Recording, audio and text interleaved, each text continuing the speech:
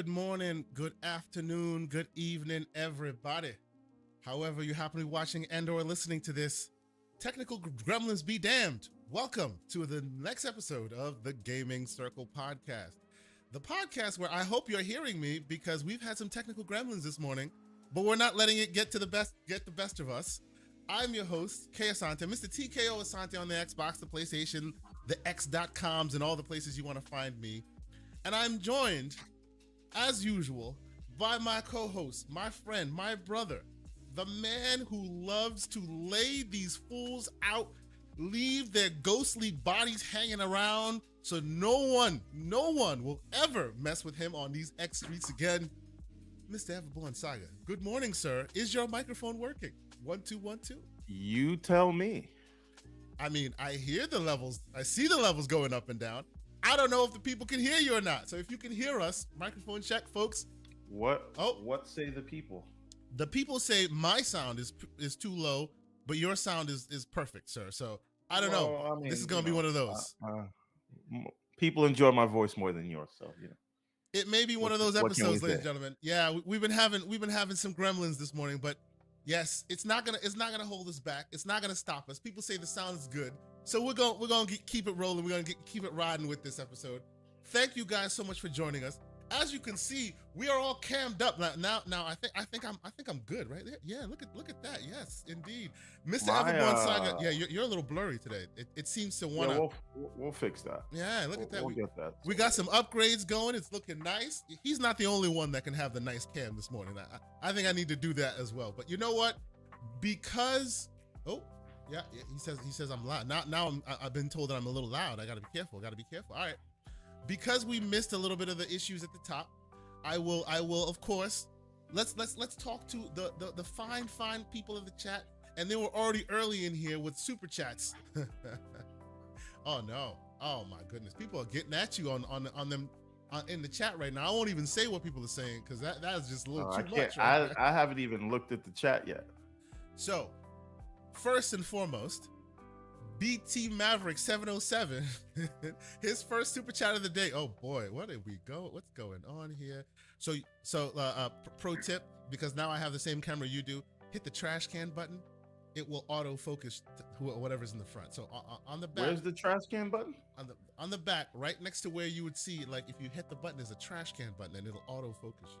That's what you need right now, because it's focusing behind you instead of on you. But yes. BT Maverick 707 with a $2 super chat, and he's asking a very important question this morning. He is asking, is Domino's Pizza better in New York or in Florida? Oh my God!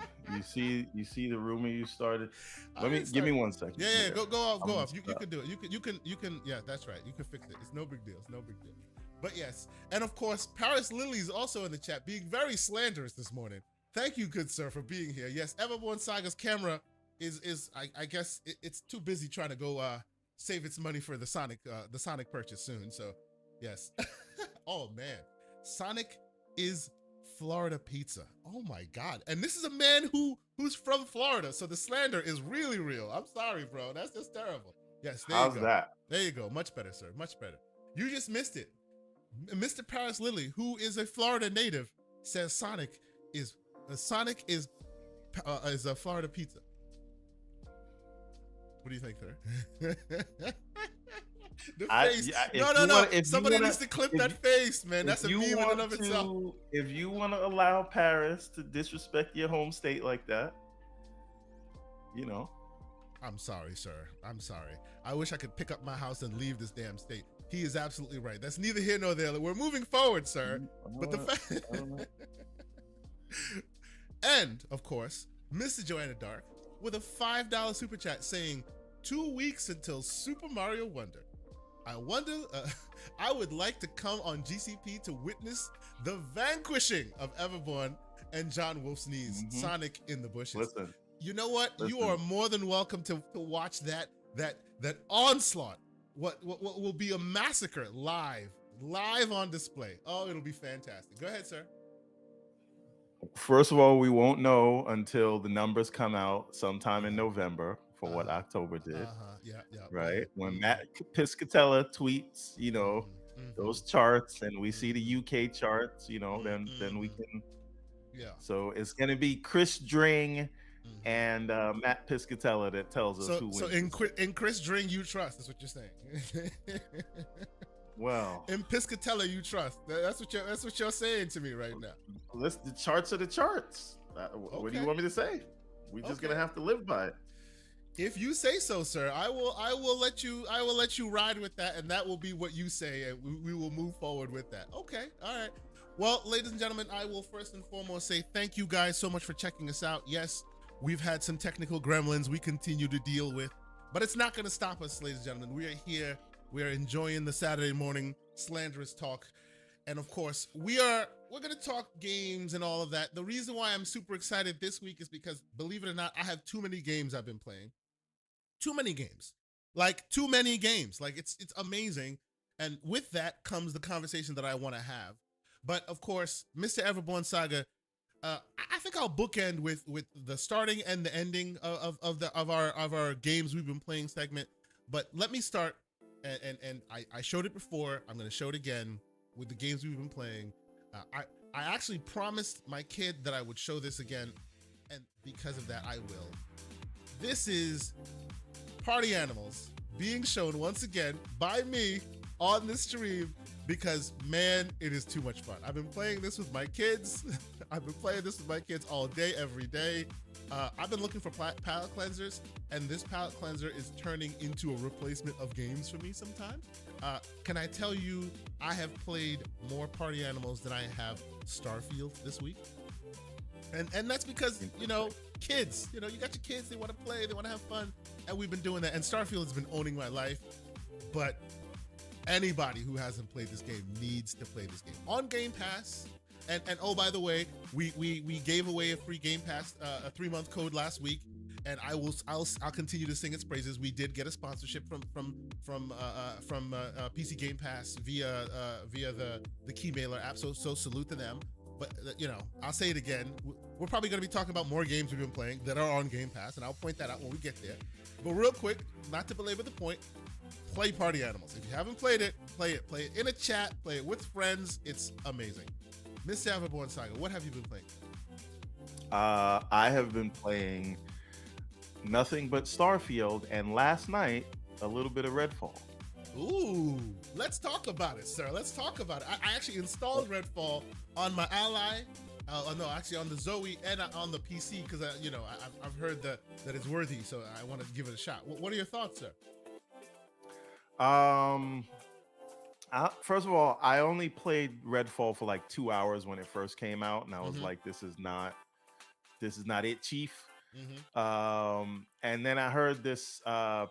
The patch came out, so I said, let me download it again because I'm having a bit of a weird time with Starfield right now because I'm at a point in the story where I can't progress. Like you can, but I never put any experience points into ship building. You're exactly where I am. Flight. You're exactly right, you're at the mission to go to the reckoning. But you feel like you're not ready yet, so you got to go back to the lab. But I keep going there, and they killed me right away because my you tried it. Is dog crap. Okay. Yeah, I tried it many times. I haven't tried it. I don't even want to try it. I'm just going to fill in the gaps first. Okay. So I said, all right, well, I need to upgrade my ship skills. So the first thing I did was I hadn't been putting much time into the factions things. So I said, let me do UC. The UC colony or whatever, United Colonies, whatever, the Vanguard, UC Vanguard, right? Yeah. I did that. Very interesting storyline, terramorphs, politics. Fine. Slow-mo backslap, asking a very important question of you, Mr. Everborn Saga. He's asked, have you tried it in journalist mode, sir?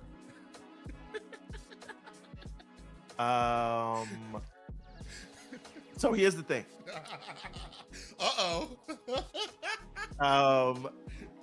Shut up. I think he spurred something. Let's go.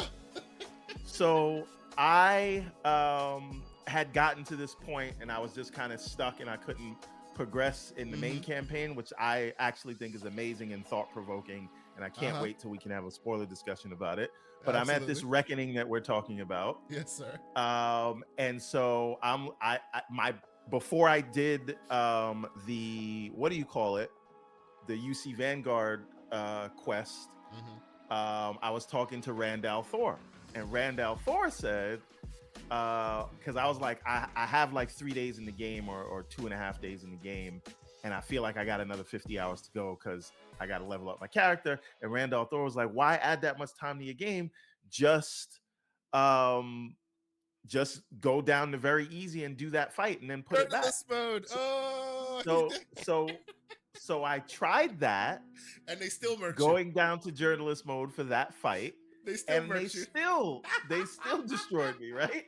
So I left there, and the game's back on normal now. So I did it for that one fight. It's not like the whole game. So let's be clear here. Let's be clear here. And I didn't know this had happened, so I guess clearly, Mr. Slowbo Backslap had some insider information he wanted to I got no reason to lie. But here's the deal. But here's the deal, ladies and gentlemen. That means, so Slowmo was trying to clown you and say you should go to journalist mode to get it done. But what you're saying is journalist mode wasn't enough. Even journalist mode couldn't save you. Oh, wow. Okay. All right. Well, so here's the thing.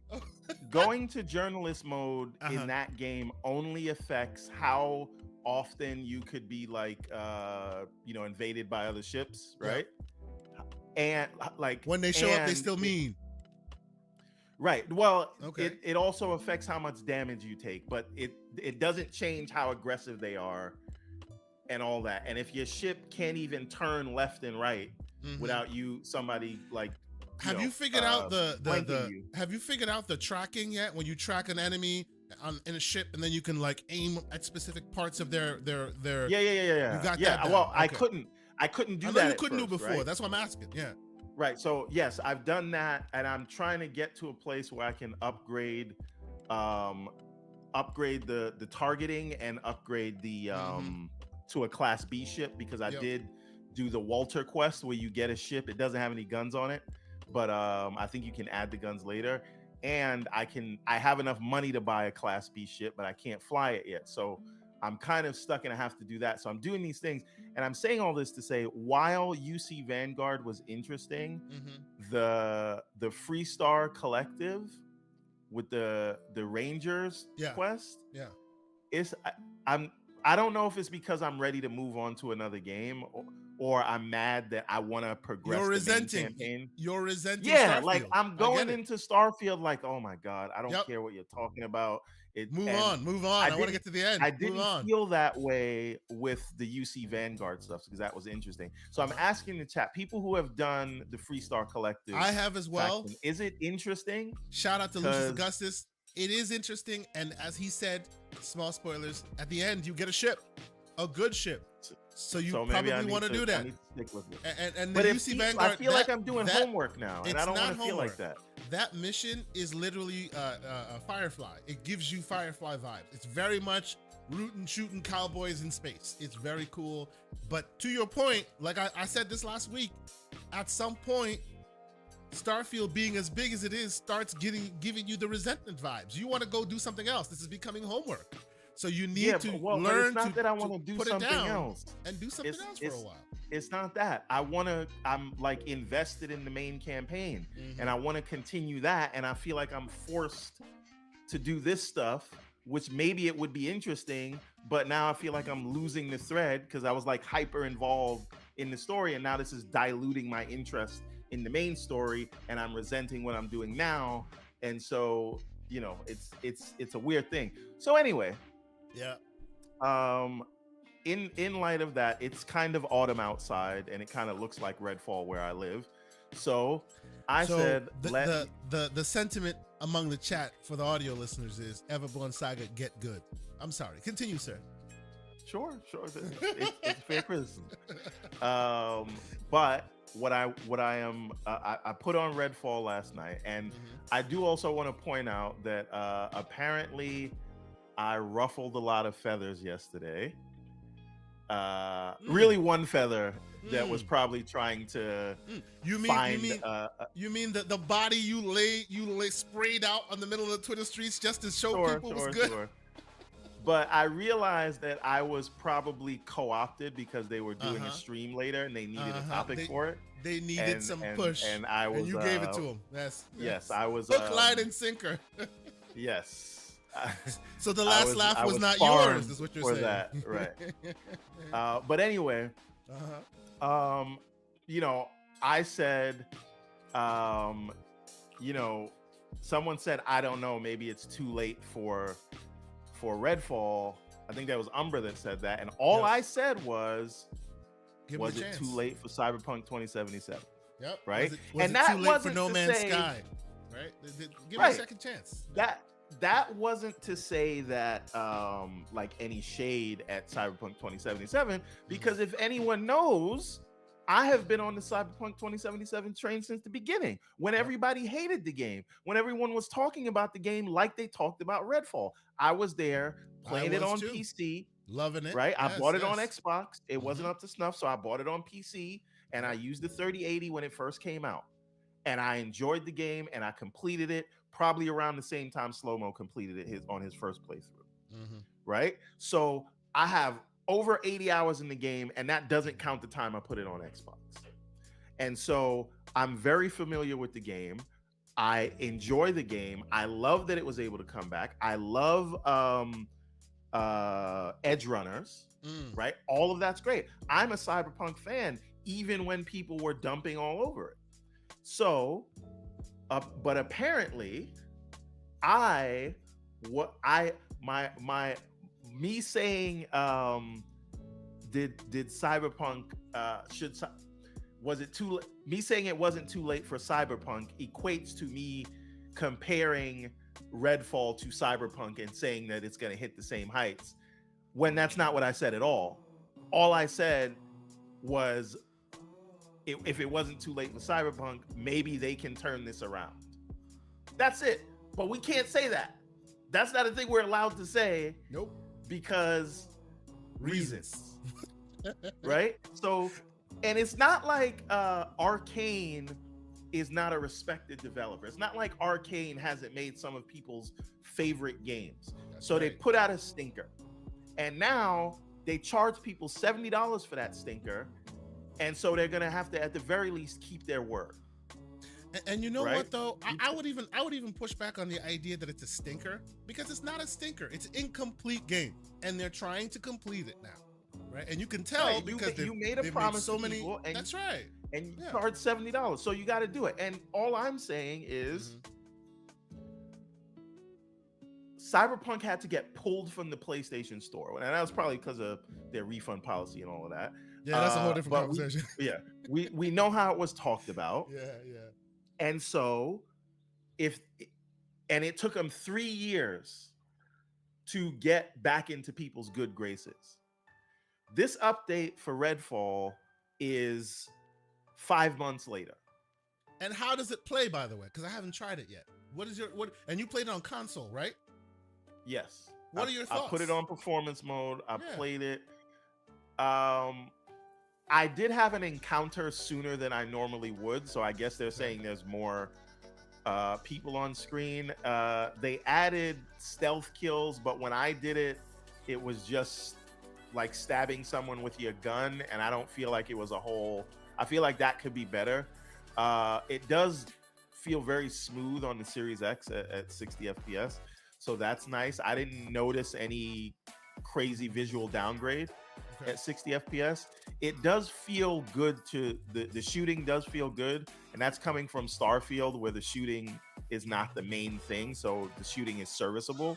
So just hopping to something where the shooting is like shooting, it does feel good. However, I just don't feel like it's there yet, and I only played for like a half hour last night, but like I feel like they still have more work to do, but this is a good start. And again, the whole point, I have to drive this home because people are stupid or I was also called disingenuous.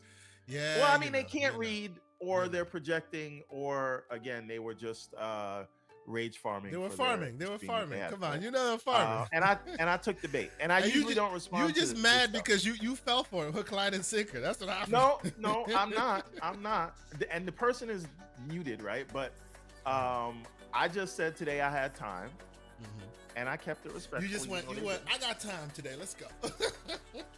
All right. But the point is, the ultimate point is that we should just drive home is, okay, they didn't do their job to what we know they're capable of at a launch. Yep. And it is possible, if they stick with it, to turn these things around. Right? That's not to say we're excusing bad launches. That's not to say we're excusing launches basically being open betas that they charge you for, right? But it's just, look at the shining examples. Look at the No Man's Skies. Look at the Cyberpunks. Look at the Sea of Thieves. Right? Yeah. And so all I asked is the question, is it possible they could turn it around? Because other people have done it. But that's not allowed. People think that I'm coming at Cyberpunk, a game that I love, right? And here's the wildest thing.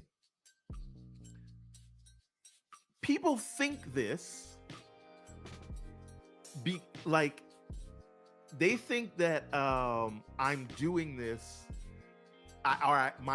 me asking the question is a console war thing, which is super weird because Xbox has the marketing for Cyberpunk. And Xbox is the one who kept that game in the store when PlayStation didn't have it. So this was a de facto Xbox exclusive. So this idea that this has anything to do with Redfall being an Xbox exclusive is actually ridiculous to me. But if you want to project. Anyway, that's my rant. But Redfall, good update. It runs smooth. I think it runs the way people expected. But it's just, you know what else it is? I might need to start the game over because I really didn't know what I was doing. I just saw a bunch of icons on the screen. None of them made sense. It was like, go here, but I had no real direction. Sure. So I'm going to try to just start it from scratch because I only had like 2 hours in it anyway. So are you thinking that if they had released this game the way it looks right now, people would have probably given it a bit better, more credit? I think it would have got, I think if they released it the way it is now, it would have got a 7. A real 7, not an IGN 7. It wouldn't have gotten an IGN 7, he says, ladies and gentlemen. Okay. That's interesting. All right. BT Maverick 707 with another $5 super chat. Thank you for being here, sir. He says, pro tip is to go down in the UC Vanguard building and go do the fight sim battles in the bottom to upgrade your skills over and over. Yes, I learned that from COG. I was doing that to upgrade a little bit, but I got tired of it. Do that in journal mode. Don't just do it in journal mode, because then it'll get you your XP faster. Interesting. Yes. Less of a challenge, quicker upgrade. Booyah. There you go. Yeah, I just want to continue the story, man. Yeah, I know. Sometimes because they're assuming that you'll do both, right? You'll do the side and the main. If you do the main too much, then you got to double back on the side, and sometimes it becomes a little bit, tedious in your trying to get this thing done. Jax82, thank you for being here. He has a $5 super chat, and he says, I can appreciate them fixing Redfall with the 60 FPS patch. Runs great, but I can't let them slide for the way they launched it with no communication for months. That is a point. It is indeed a point, Well, I mean, to be fair, and I'm not here to be the Redfall apologist, but to be fair. But to be the Redfall apologist. Right, but if they had given you a date and then couldn't make that date, it's kind of better they just put it out, right? It's like, they want people to forget about Redfall while Starfield and other things are coming out? If they're marketing like, we have a big October update plan, they said they were going to do the update, they said it was forthcoming, it came. What difference does it make whether they told you a month before? By the way, did you see the IGN thing where they literally Like they skewered Redfall for not releasing the update they promised 15 minutes before Redfall announced the announcement, to the point where they had to delete their tweet real quick. Did you see that? Yes, I did. I did see that. It was hilarious, absolutely hilarious. Before we move off of the Redfall conversation, my last question about this: do we not think it would have been more beneficial had they not released Redfall until like yesterday? Imagine if we lived in a world where Redfall was delayed. Yes, they got another L for that, and now they're releasing it during quote unquote spooky season. And the game is more together, 60 frames per second. It's got more ads to it. It's been added to it. You didn't go through all the rigmarole of getting it defeated in the press. So maybe the first time people get to play it is during this season with all the bells and whistles that they've been able to put together. Do you think that would have been a better look for this game? What are your thoughts, sir? I mean, hindsight is 2020, but True. I think. We did say this though. We did say they should delay it until Halloween. We specifically said that. We have the digital receipts. And again, imagine Redfall. Sorry, Starfield September, Redfall October, and they could have put Forza in November, and Forza probably could have used a couple of weeks in the cooker anyway. This is what I'm talking about, right? It seems like we was ranting and raving, but it has all the chips have fallen where they should have fallen, and it looks like Redfall would have benefited from that. What do you think? Unless there's something else coming in. Foil Koofy. Here we go. What if? What if they needed that L? Because it did come in handy when they were arguing with the FTC. So you're saying they purposely created L's for themselves?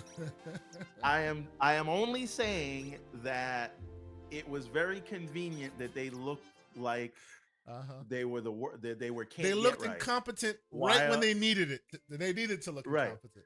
Okay. But on a serious note, I really think Redfall releasing was a result of them being too preoccupied with the ABK deal, because that had to go through a lot of hands, and no one along the way was like, "This ain't it, Chief." Bro, I am still standing on my square.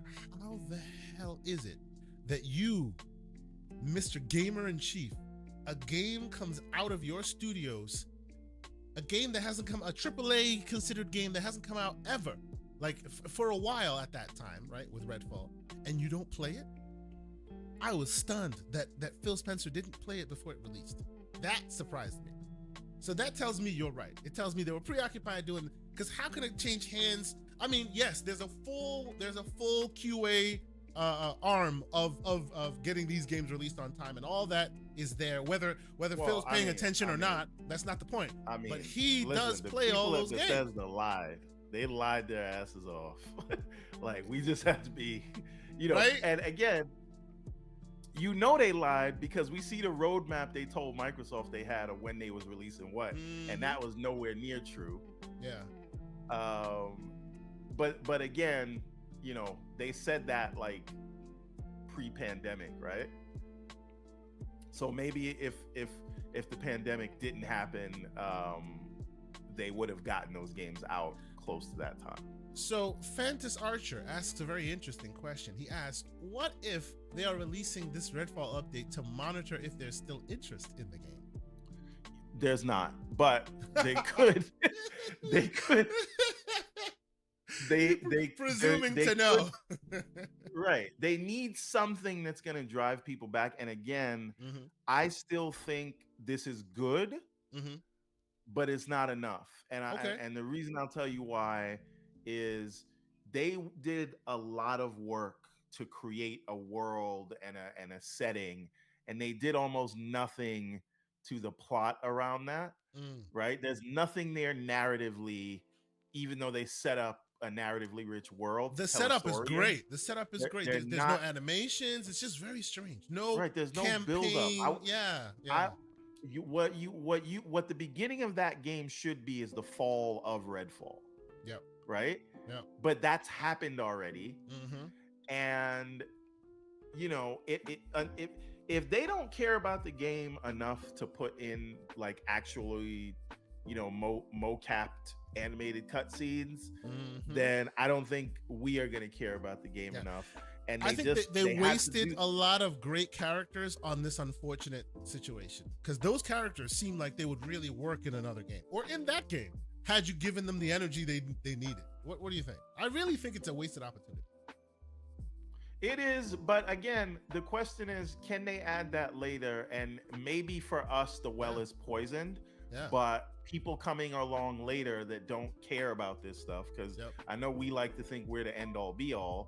But if you're coming to Game Pass when they have 50 million subs or 60 million after, you know, you get the ABK bump, and you say, hey, I didn't know about this game. It's right in front of me. There's zero barrier of entry. I'm already paying for Game Pass. Let me see this. And if it's good 2 years from now, that's a good title in there. Indeed. That's going to drive engagement. So again, now I don't know what team is working on this, but I would like Arcane Austin to be doing something else. Move on. So I hope that they have like a B team on this. You know what I mean? The brother. But maybe they have Roundhouse on it. The great Infinite Umbra here to set the record straight. Thank you for being here, sir, with a $10 super chat. He says, "Good morning, brothers. I want to be clear. I want to clear the record up. I said solid update, but I wonder if it's too little, too late. Just because some games bounce back doesn't mean Redfall will, although I hope it does." Yeah. But it's not about like Redfall will bounce back. Like my whole point was it could. Yes, and it should be given the right to try. Right. You know, if we're saying, listen, you messed up, you shouldn't have released this like this. Okay, fix it. Yeah. But then they fix it, and we're like, nah. Right? We'll give everybody else a second chance. But for you, for some reason, nah, too little, too late. So Aaron is taking a little bit of a different stance. He says Redfall was always good, and he's not the only one that has said so. He's not the only one that has said so. There have been some who played a lot of these games, right? That's what I said about Cyberpunk. Yeah, but nobody wanted to listen to me until it became cool to love Cyberpunk. But whatever. Cyberpunk was loved by a lot of us, like PC people, because the people who actually played it, not the people who were commenting saying that it's not this and it's not that and it's garbage and whatever. But right? The people who played Cyberpunk actually enjoyed it. Yeah. Now I guess the problem with Redfall is the people who played Redfall didn't really enjoy it, but still. Well, no. But this is where I'm trying to push back a little bit. Boom played 40 hours of it. He saw the technical limitations, saw a lot of the bugs and stuff like we all did, but still enjoyed the hell out of the time he spent with it, right? There are people out there who think the game is good even beyond its technical limitations, which they are fixing now, right? So there's still a chance that one day somebody jumps into Redfall, just like people are jumping into Cyberpunk right now, and go, wow, this is a better game than I gave it credit for. It won't have all of this context that we're talking about now. Exactly. By the way, shout out to Lord Negatron in the chat, my fellow New York brother. Yes. Shout out to you, good sir. I know. He's always in here. We appreciate you, sir. Thank you. Now, okay. As I said, we're talking. I'm gonna go off camera while I eat my hotcakes real quick. Yeah, do you go ahead? Bro. I'm here. No worries. Just call me in whenever. Tag me in whenever you need me. I just want to regale the people with, because we're talking Game Pass, right? We're talking specifically in terms of Redfall. We talked about Starfield. I was regaling y'all with talks of party animals. I will also talk about Cocoon. Now, I don't have footage of Cocoon because I've been playing it like exclusively on the handheld, and for some reason I just don't remind myself to hit the button whenever I'm doing it, so I just play it. It's my palate cleanser. But I know there are people in this chat who've also played it. Shout out to you once again, Mr. Infinite Umbra. I know you played it. I know you finished it. Cocoon is such an interesting game, right? It was dropped with little fanfare, right? It's from the split team that did Inside, right? One half did Somerville and the other half did Cocoon. Somerville, people seem to like it from a visual perspective, but they thought that the gameplay was lacking a little bit. Cocoon also has a lot of that visual makeup. You can tell that inside DNA right from jump when you see them because it's really, really well made. But man, oh man, that game is amazing with puzzles. Like, it is the most in-depth, intricate puzzle game I've seen in a long, long time. And like, you're a little bug, and it starts out very simplistic, but the way that they represent those puzzles sometimes goes so far in a different direction that, you know, you use it as a palate cleanser, but you find yourself 3, 4, 5 hours later still digging through it, still loving it. Like, you can jump into worlds, and I'm not gonna go too far because this thing gets really intricate, but you can literally jump into a world, solve some puzzles, jump out of the world, then the world turns into a marble, which you can then hold the marble of that world, find another marble, jump into the other marble with the marble you have, and then use the marble to solve puzzles. And these are all worlds you can jump into. It is crazy. It's crazy, crazy, crazy. People need to play this game. Now, I'm talking Game Pass right now, right? So I tried that. It's been my palate cleanser between Party Animals and the Cocoon. I really enjoyed it. And then, out of nowhere, I checked my Game Pass subscription 3 days ago, and I'm like, hey, this is not bad right now. There's some more games. Lamplighters League. I don't know if anybody has played the Lamplighters League, Mr. Everborn Saga. Have you even heard about this game? You can stay on Camless if you want. Have you heard about this game? No idea what that is. It is XCOM in its fighting style. I've actually never been into XCOM. Okay, I can see that. But the story and the atmosphere of it, I don't know if you've seen the League of Extraordinary Gentlemen, that kind of IP. It is like that. Very much 50s, 60s futurism, whiz bang, shoot with a gun. They have the PAL, the back in the old Batman days, the very much Americana inspired, interesting time period. No Sean Connery? Kind of, yes. It doesn't have Sean Connery, but it evokes that style, right? And it plays obviously like XCOM, where you have a bunch of enemies on screen. You're choosing your positions. You start with just two protagonists, and I think it grows. I'm still early on in the game, but it is just chock full of very interesting time period and gameplay and elements and world building. It's just so much, man. It's so good. It's a PC game through and through, but they've done really well with the control scheme, just like XCOM. So you can like play it with a controller, like it's all good. You can play it on Xbox. It's also in Game Pass. It's super interesting. Like these are the ones that I will say, these are your palate cleansers, ladies and gentlemen. Like, you, Everborn, seem to be having issues where you're now starting to resent Starfield a little bit. And I love Starfield. I'm still playing it. I'm right at the edge where Andre just says she doesn't want to share me with anybody. It is what it is. Right? We're doing that. But every once in a while, I need a palate cleanser. I need to step away. I need to play something interesting. And there's a lot there. Here's the problem, Kay. Go ahead, yeah. You don't like to go back and finish these games. You will play a game for 80 hours, get to the end. I'm tired. I'm going away to the next day. I will finish Starfield. I will. I like you, I want to finish the backstories. Did you finish Elden Ring? Elden Ring kicked my butt. Like Everborn, Mr. Boomstick. Did you finish Hogwarts? I did. Yes, I finished Hogwarts twice. Did you finish Forbidden West? Yes, twice. I finished the first one and the DLC. Yes. So you just couldn't did you finish Jedi Survivor? Yes, finished Jedi Survivor. Look, so it's just Elden Ring. Look, I'm the type Starfield. I'm the type of dude. Starfield isn't done yet. I'm still working on it. The reason why I didn't finish Elden Ring is because I'm the type of dude that at some point it becomes either I'm gonna break my head, I'm gonna break this controller, I'm gonna break the game. And I wasn't breaking the game, I'm not breaking my head, and the controller's too expensive. I had to put it down. It was too much. I got to the very, very, very end, and it became too much.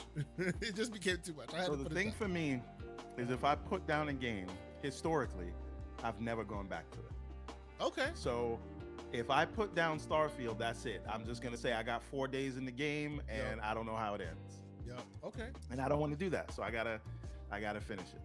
Before the 17th. I will finish it. I will not leave Starfield alone until I hit the end of Starfield. Now, the other question you can ask me is, have I finished Mortal Kombat, which I'm showing on the screen right now? And the answer to that is no, because as we've discussed, there's too many damn games that are good. I haven't even started Assassin's Creed Mirage, which people are screaming to the heavens I need to play, because if you like Assassin's Creed, it's Assassin's Creed at its best, right? I need to go back and play that. But man, there's just so many games. All the reviews that I'm reading on that are just like, they don't like it. Oh, well, to my understanding, as I've come to see the reviews on it, if you like the OG Assassin's Creed, like before it went crazy open world, then yeah, you might not like this one. But if you liked Assassin's Creed back when it was the Ezio story, back when it was very much a concise thing, this is exactly in that frame, and you'll like that as well. So isn't a lot of people what everybody asked for, and now they're all complaining about it? This is my point. So a lot of people who don't like it seem to have liked the open world aspects now, and they want them to go back. And the people who do like it are the ones who liked the OG Assassin's Creed and the more concise. I'm getting Halo vibes here. Yeah, where exactly. You got this, like, you can't fan base. You can't please anybody. Don't want you to change anything, and That's then right. Yes. and then people who want you to progress and then complain anyway. I don't know. You know, so very strange to me. I will play that. I haven't played it yet. You know, like I said, too much in the damn backlog, right? So I mean, I could keep going. There are so many games that I've been wanting to play and I wanted to finish, and they're all pretty damn quality, right? And then of course, the last game that I want to bring up before we move forward, which that's another game you're gonna start seeing a lot of footage from me on that one. Forza Motorsport. Have you tried Forza Motorsport, sir? No, because I don't play racers. I played Forza Horizon 5 for like an hour and a half. It's just not my thing. Like, I want to see the pretty graphics, but not enough to pay the $30 like I paid for Starfield and Halo. Okay. Well, first off, I will say shout out to those who know. I received a free code to get the upgrade from a buddy of mine, great member of the community. Thank you, sir. I don't want to call them out if they don't want to be called out, but I appreciate it. Got a free code, so I got to check it out a little earlier. I'm trying it now. Nobody reached out to me for a free code, but whatever. You know, sometimes you get a free code here and there. It happens. You know what I'm saying? I appreciate it, right? But what did you have to do for that free code, K-Sante? Be a friend. I hope you kept your honor. Be a friend. I'm just be an all around good dude. It is what it is. I don't know. I don't know what to tell you, but I will tell you, as a guy who was like you, I'm more use what you got to get what you want. My brain, sure, yeah. I see you, sir. No, we're not going down that path. All right. I average around 12, 13 hours on the motorsport side. On the Horizon side, I tend to average 40, 50 hours because I love those games. Those games tend to be the more my type. But I got to tell you, like, this Forza Motorsport is really good. Like, it's really, like, it's about the gameplay. Unlike any of the other Forza Motorsports I've played, this is so much. Oh, you're mute, sir. You are on mute. You didn't stop it during a replay and then zoom in on the grass 400% and complain that the grass is not wafting as it should be. Yeah, no.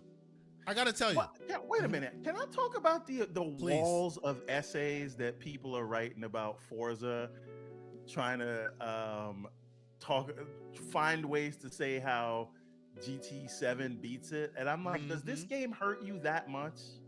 Show me where on the doll this game hurt you.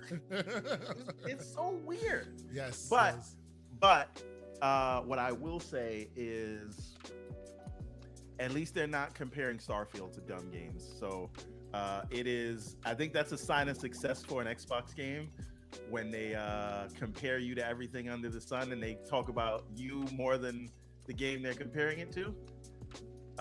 So, you know. people in the chat just calling folks out right now. I hear you all, man. But I gotta say, this will not be the game that I play a long time, right? Because it's Forza Motorsport, specifically Forza Motorsport, right? And I'm not the sim racer kind of guy, but I got to be honest, it's like more than most sim racers, this one's got me. Like it's trying the gaming, the moment to moment game elements are trying to make you better. Like I really like that. Like I've never experienced that before. You're on mute again, sir. Of course I am. You know what I've noticed in the reviews for that? What's that? It seems as though that new style of progression that you just talked about, it's either clicking with people or really pissing people off. Right? Well, okay, and yeah. What I want to say is I'm a big proponent, and I don't care about Forza like at all. I'm only gonna look at it for the eye candy. So take whatever I say with a grain of salt. Haven't played Forza, don't plan on playing it. Don't care about Horizon, don't care about GT7. But what I do care about is a developer making a decision and saying we're gonna run with that, right?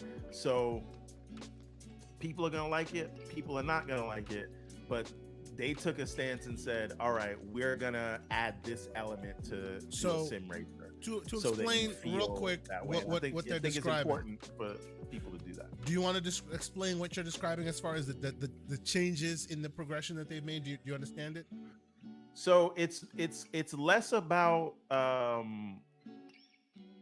think it's more focused on like upgrading your car as opposed to getting new cars for new races. You can explain that probably better than I can. So it's this idea of having a relationship with the car, getting to know every part of it, so it feels like you are upgrading a character in an RPG. Right? Yes. That RPG part, that RPG part's the important part. That's what pisses a lot of people off, and it seems to be pissing off more of the hardcore sim racers than the people who are just jumping into. Sim racers it seems they have a very specific vision of how, you know, they're used to progression in these kind of games, because it's kind of what they do. Let's explain that a little bit, right? In general, how these games usually work is you go in, it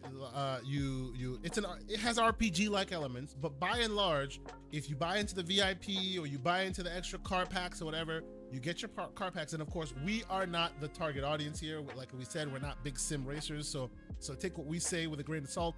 It is what it is. But what I've seen in general is you'd go in, you upgrade your stats of your person, the driver tar in game, and the more stats you have, the more XP you have, the more you can do with your cars, right? And it used to be based on you, right? So as you play and as you progress, and the more complicated you get, and the further along you get, you then have more agency and more capability to tune your car, add effects, change things around, all that stuff. Now they've taken that progression from you, because you do have still you XP, but they've put it on the car. And what the problem with that I've heard explained is, now let's say you have this tuning component you want to compare to another component. You have to get the car to level 40 before you can put that thing on there, even though you bought it. You have to drive it until you get it to level 40 before you can test that theory you want to test.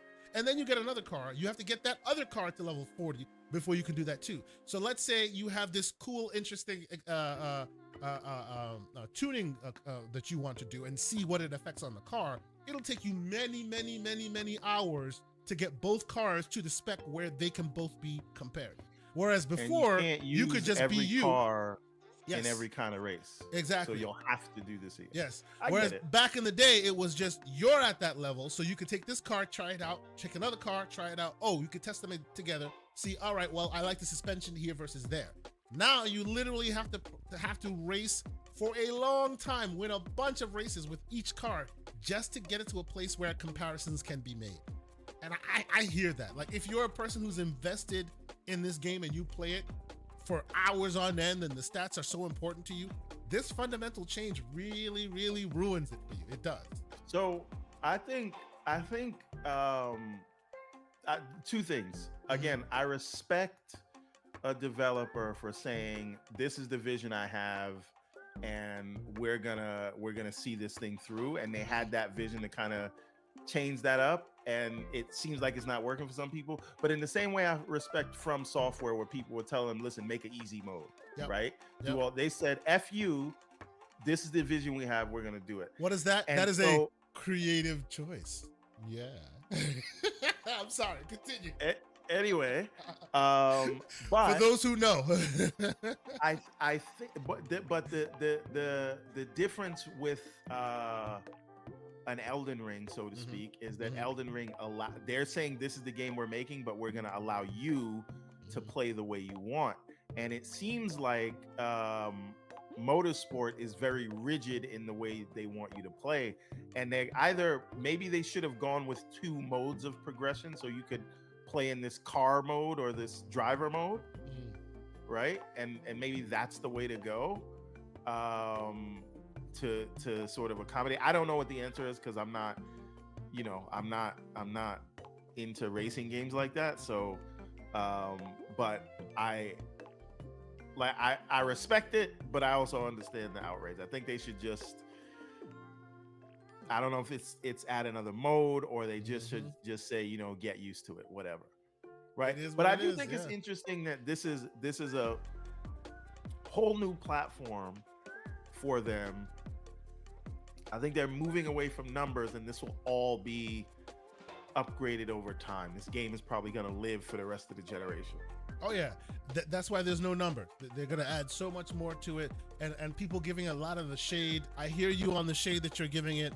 In certain instances, I'd say it deserves some of that shade, but on the flip, I will say this is also a game that came out to be judged with no microtransactions, unlike its competitor, which is being judged like compared to it.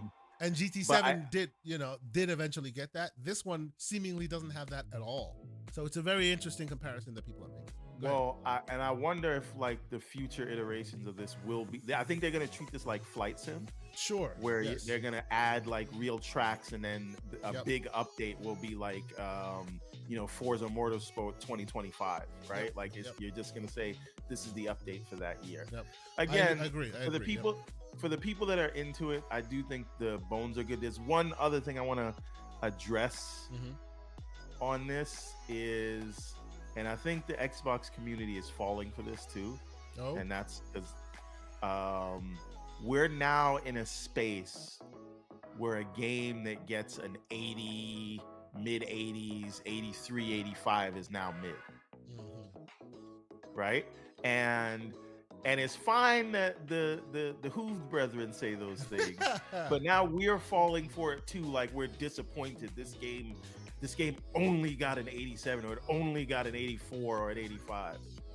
And I'm like, they're releasing AAA games that are scoring consistently in the mid 80s, obviously except for Redfall, but they're even fixing that now. So I say that to say, all the games that we know from the PS4 from last gen that has led to its success, and that has some Xbox fans envious, all of those games were in the mid 80s, all of them, except for God of War.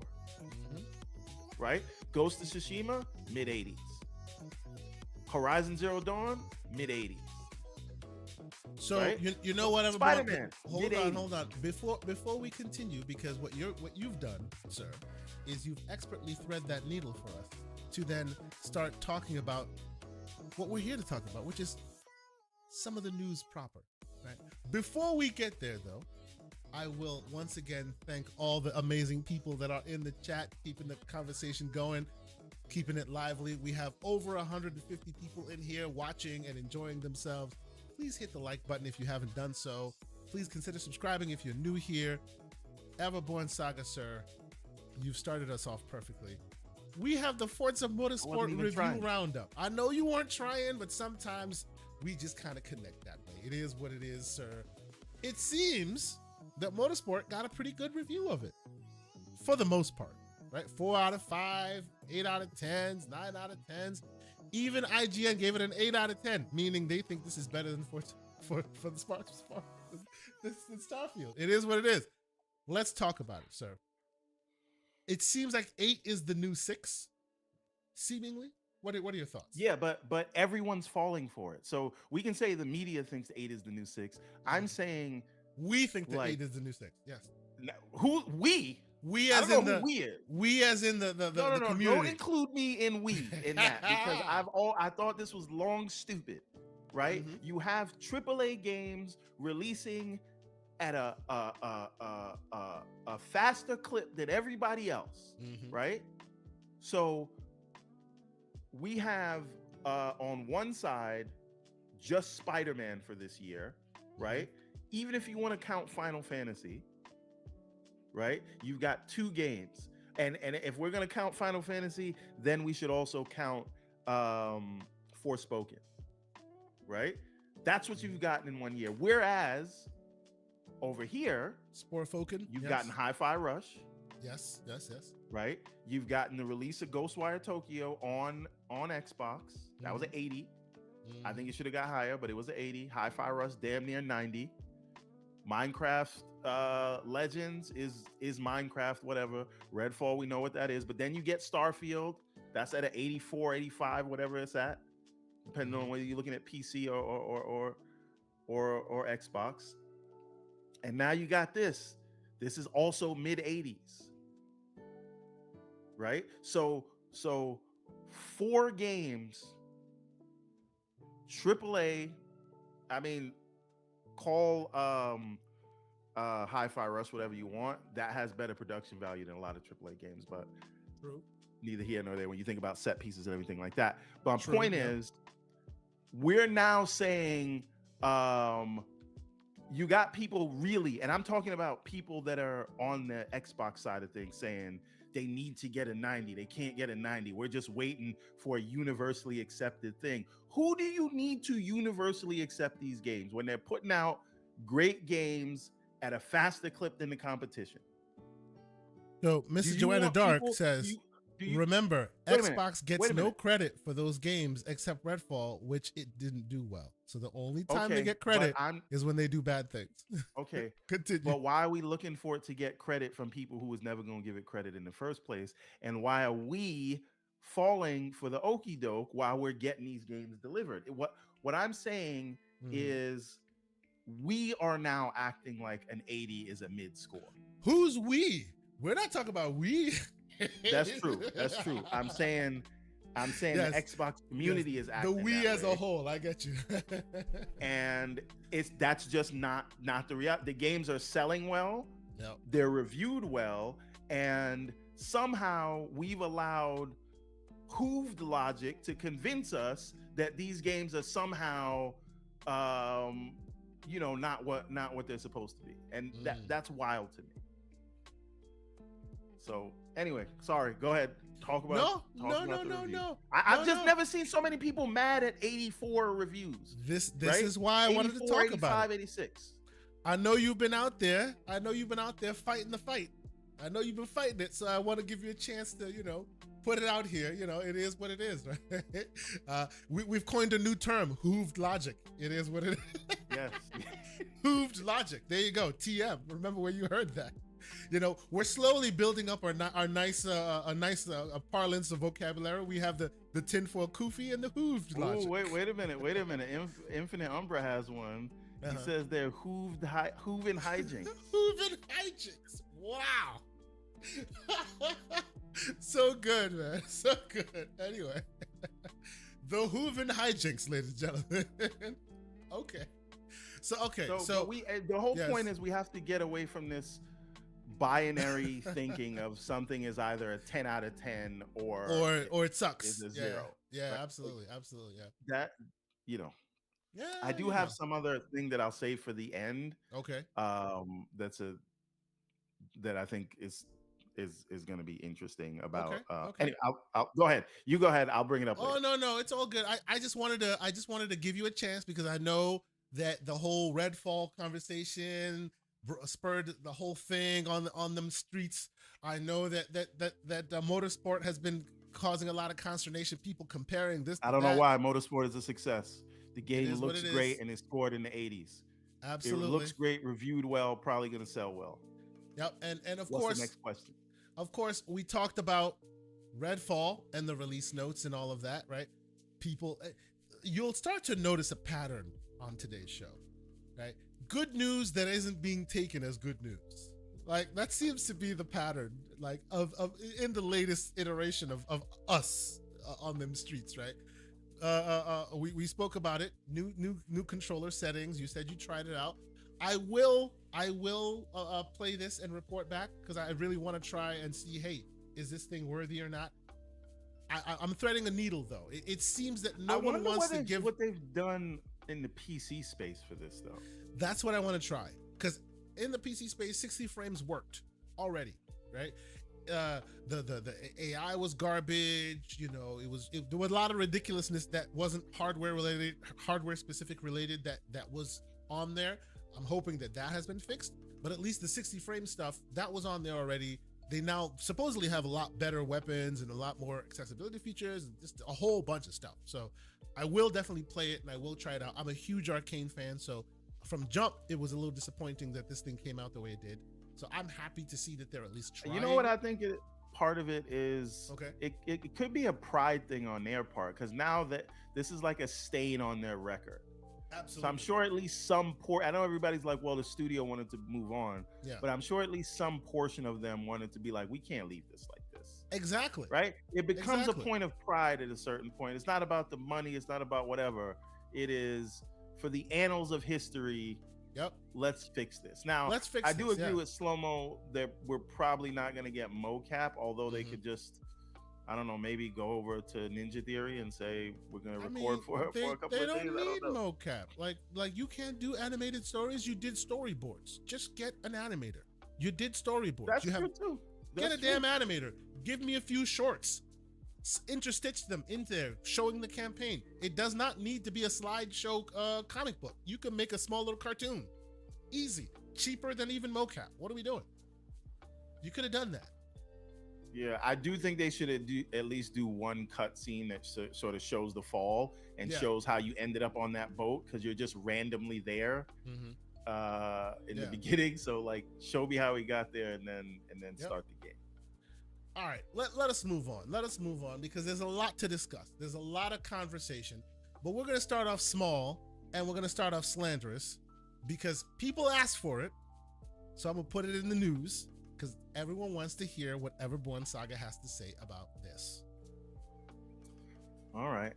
Okay, I have a question about this before and I think this is a part of a larger topic of the massive layoffs that we're seeing, and there are other stories related. There are definitely other stories related. Yep. So, but this falls within a group of layoffs and downsizing and things like that, which obviously we'll get to.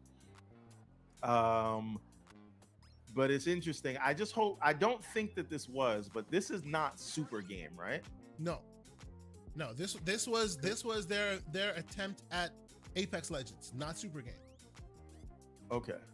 Now the thing is, they canceled it. I guess it wasn't going anywhere, which is also super interesting and telling of what might be, and this is according to Paul Tassi,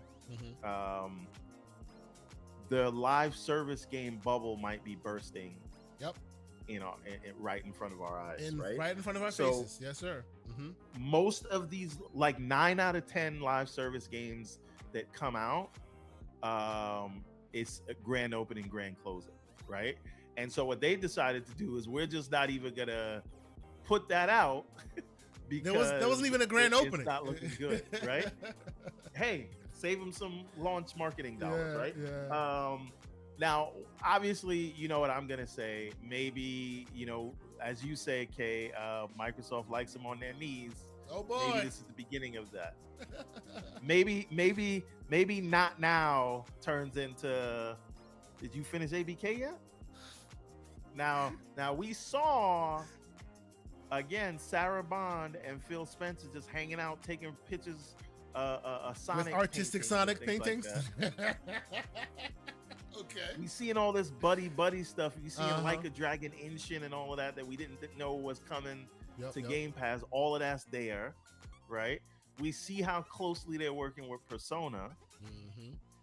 right? All those games gets announced on Xbox. Yep. Could Sega need saving? Okay, so you're saying Sega Is actually needs saving? Is Phil Captain Save a publisher? Oh my God! Yes, Captain Saber publisher. So the thing is, I think we're going into a rough period, and people don't want to acknowledge this, right? But if we look at Embracer, and I know you're going to talk about this, but if we look at Embracer, if we look at EA laying off those people, although EA did that more as to stop the spreading of unions within there, which is kind of disgusting. So they'll probably hire those people back. And we're talking that one as well. Yeah, you can add all those together. We're stitching them all together because it's all telling a story. All unionized workers, by the way, who are working on Dragon Age have been laid off, and so have the QA folks, specifically the unionized workers. Right, yes. Because they hadn't recognized it yet, so they fired everybody before being forced to recognize it. And I bet you they're gonna post those positions again, and the same people are gonna you're apply, damn right. It doesn't count. You're damn right. Yeah. And then obviously we have the Naughty Dog layoffs, which I think is more another one. Indicative. You see the needle we're threading. Canceled. You see you're just spitting them out. Here we go. 3-4 stories. Right? Let's go. So and don't forget KOTOR, right? Yes. So, but I'm saying all this to say, we're in a weird space where there was a lot of money pumped into the gaming industry very fast because, everyone was in lockdown and, no people had nothing else to do but play games. So there was a lot of influx of new customers and revenue coming in, but now that people are going outside again, it's sort of leveling off. But all of these studios and publishers sort of made investments based on all that money that was coming in, and that's before we get to the fact that all of their stakeholders were like, why aren't you making service games? Because everyone sees the Fortnites, they see the Minecrafts, and they see the War Zones and Overwatches, and they say, why aren't we making that money? And so, every game that gets made has to get pitched in order to get published, and you have to have a monetization strategy. And if you didn't have some sort of multiplayer element in your game that led to some kind of recurring revenue, your game either wasn't getting greenlit or it wasn't getting the budget that you needed to get it out the door. And so that is why we have seen so many of these companies try to pivot and bolt on these live service gas RPG element features into their games so that they could, one, get them funded, and two, have a way to keep I heard somebody call them G-ass games. I'm sorry, I just had to put that but when you think about that, right, it makes you wonder again, and I don't know if this is still a topic, but you come back to Sony and them putting so much focus on investing in these G-ass games. And it's like they're doing that in a time where almost none of them are working, right? We thought Fall Guys was going to be big. Where is it, right? Everyone's chasing Fortnite, Minecraft. They actually laid off some of the Fall Guys developers. Right. Yeah. But this is what I'm saying. Everyone is chasing that Fortnite money, that Minecraft, that COD money. And what we don't realize is that you have certain flash in a pan games. I guess we can add like Apex Legends, Rainbow Six, and GTA Online. But again, those are established IPs. There's no real new entries coming into the live service space, and it's actually working out. The only one I will say that that about the options you're giving there that's unique in that is Apex Legends, and that rode on the coattails of Titanfall. Like, they were able to do something unique. People lump together Apex with Fortnite. And I think that's not an exact comparison, because Apex literally showed up overnight and was successful because, oh yeah, this is Titanfall's universe. And they were able to just thread that no other gas game of its kind has ever been able to message it that way. Zampella struck gold in that instance. No other game has been able to successfully do that. I think Apex Legends blew up off of that loop that only Zampella could create. Zampella can create. That's right. That's right. They gave you the taste of Titanfall, and it just happened to be right when they needed it for gas, and it worked. I don't even think Zampella could do it again if he tried. I don't know. I think that moment has passed. I mean, how many times does Zampella have to do something before you believe? Yeah, he is the magic man. He is the magic man. But I do hear you on that one. Lord Negatron says, "What you young bucks know about Zampella?" But on a more serious note, right? I think we're seeing a lot of studios, a lot of publishers betting the farm on these service games, and most of them are striking out, and we're seeing the reaction of that. And again, Rand and Jez keep talking about this, right? When we look at studio closures around the industry, when we look at Embracer Group not being able to bring money in, when we see studios downsizing, getting shut down, being folded in the case of Forspoken and things like that, right? What is gonna happen with what is it? It's not Rocksteady. Who makes the Arkham games? Yeah, Rocksteady. Yeah, Rocksteady. What's gonna happen with Arkham with Rocksteady when Suicide Squad flops? Yeah, because it's probably gonna flop. Yeah. Oh, wasn't Rand and them talking about that yesterday? They are one game away from being disbanded because the world we live in is gas.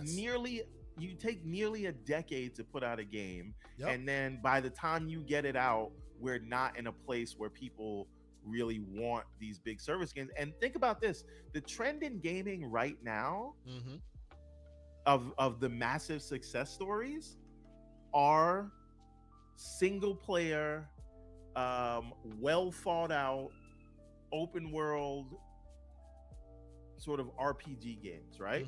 So and what are the examples of our success stories in recent years? Elden Ring, right? Hogwarts Legacy, Tears of the Kingdom. Well, okay, hold on. Diablo I will say, you are right, but I will say, not to be outdone, Dorian Gray in here is also talking about something that we never talk about, which is that League of Legends is also dominating. It's just not in the console space, so a lot of console folks just don't pay attention. But they're going to be there soon. I know, but what I'm talking about is the traditional console publishers that everybody's worried about. Okay. Right? So this is the thing. If that, and listen, Zaslav doesn't mind shutting things down. Oh yeah. So does Rocksteady stay around if this game doesn't work? And Wade Johnson, saying Xbox will acquire Rocksteady because they're probably gonna have to if you want to keep them around. It is what it is. So and this is ultimately like, I think this is indicative of a bigger thing that we're about to see. And though these studios being in trouble after making big bets and them not paying off, one, it speaks to the fact that game production costs need to come down. And we have this sort of trend towards, there's this expectation that a game is not good unless it has this photorealistic, fully motion captured sort of, again, it's this it's gaming being envious of Hollywood. And it's more about big set pieces that give you the impression of gameplay than actual gameplay. Right? And the games that are focusing on gameplay as opposed to these big set pieces where it's a quick time event and you press a button or whatever, those are the ones that are seeing the success right now. Jedi, sorry, Vampire Survivor focuses on gameplay, massive success, minimal budget, right? And I know that Elden Ring had a big budget, but again, that's the focus on gameplay. So I think gaming has become bigger than music and movies as an industry, as a medium, and yet they're still chasing Hollywood. They're still trying to get Hollywood's approval. To be like movies, and that's the reason they're costing so much. So I'm saying if we get back to focusing on gameplay, we don't need, and again, I'm not saying don't make these like hyper realistic, great #COG just one games, but everything doesn't need to be that. True. Yeah. Right. So if we're talking about Sony, I want to see more Astrobot kind of games. I asked, right? my question was, where's Astrobot when PSVR 2 came out? Like, that was such a wasted opportunity. I want to see more Returnal. Yeah. Right? Because that didn't have a huge budget and it was a hyper focus on gameplay. But Returnal, and I missed the context. Returnal was, okay, Housemarque, let's see what you do. It wasn't, we're building it, so we have a design on it. No. But my point is they have Housemarque now. They do. And so my fear though is they have Housemarque now. They did good, but because you're part of that PlayStation Studios SIE, you may not be allowed to follow the same script you followed before with that hit that was Returnal. You know what I mean? They'll load it up with budget. Hold off. I'm gonna hold off on that till I see what they do next. Is. Yeah.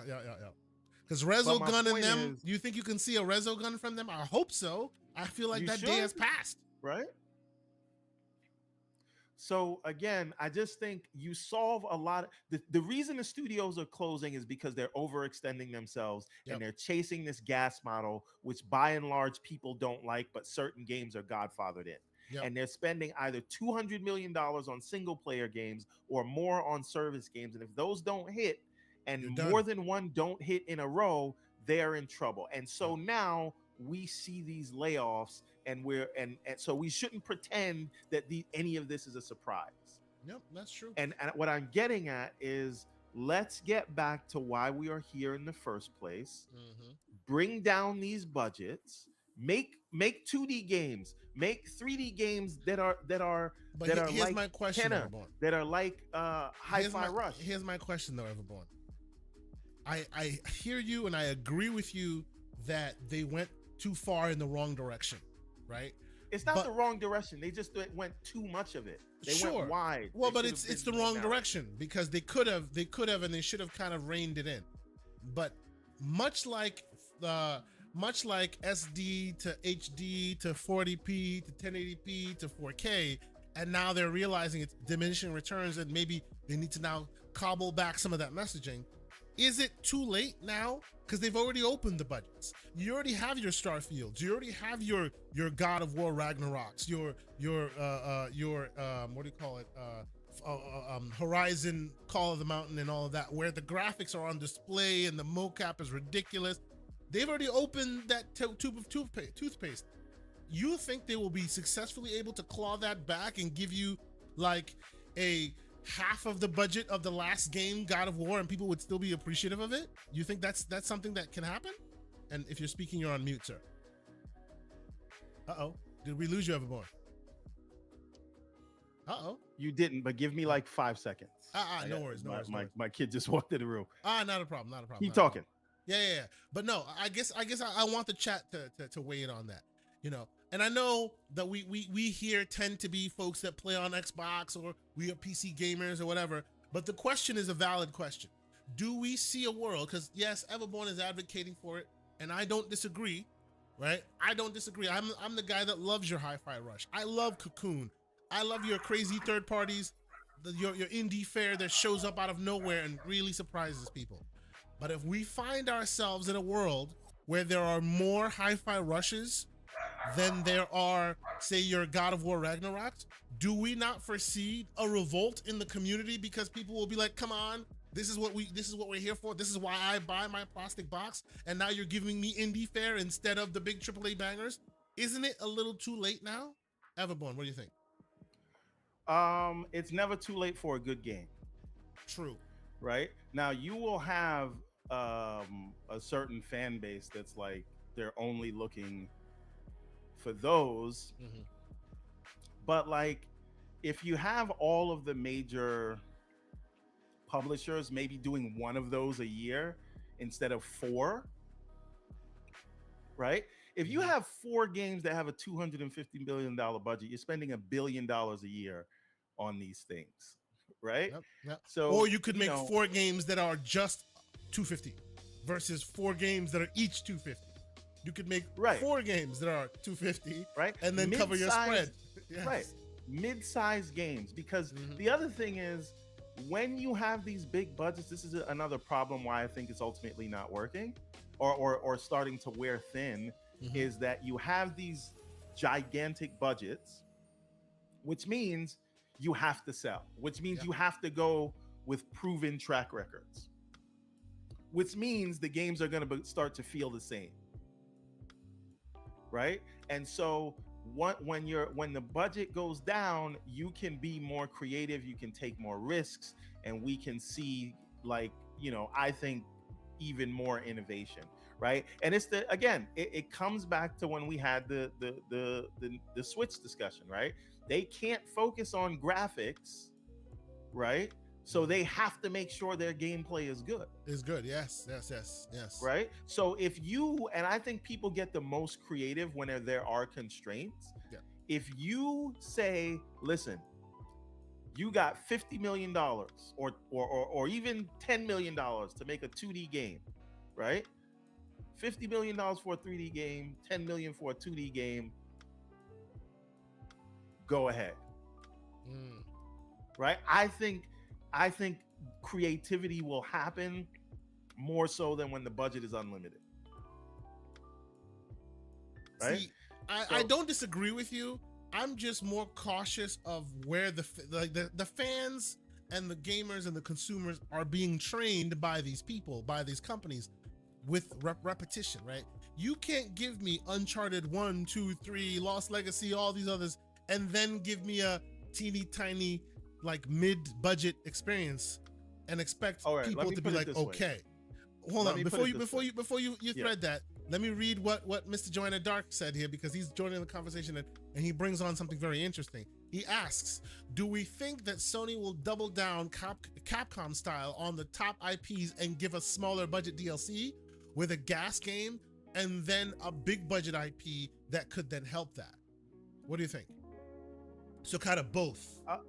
DLC for the smaller things and then big guys when it's time for it. Do you think that might be the solution? Or well, I think right now, this year alone, Sony, they had Spider-Man 2 and everyone's looking forward to it.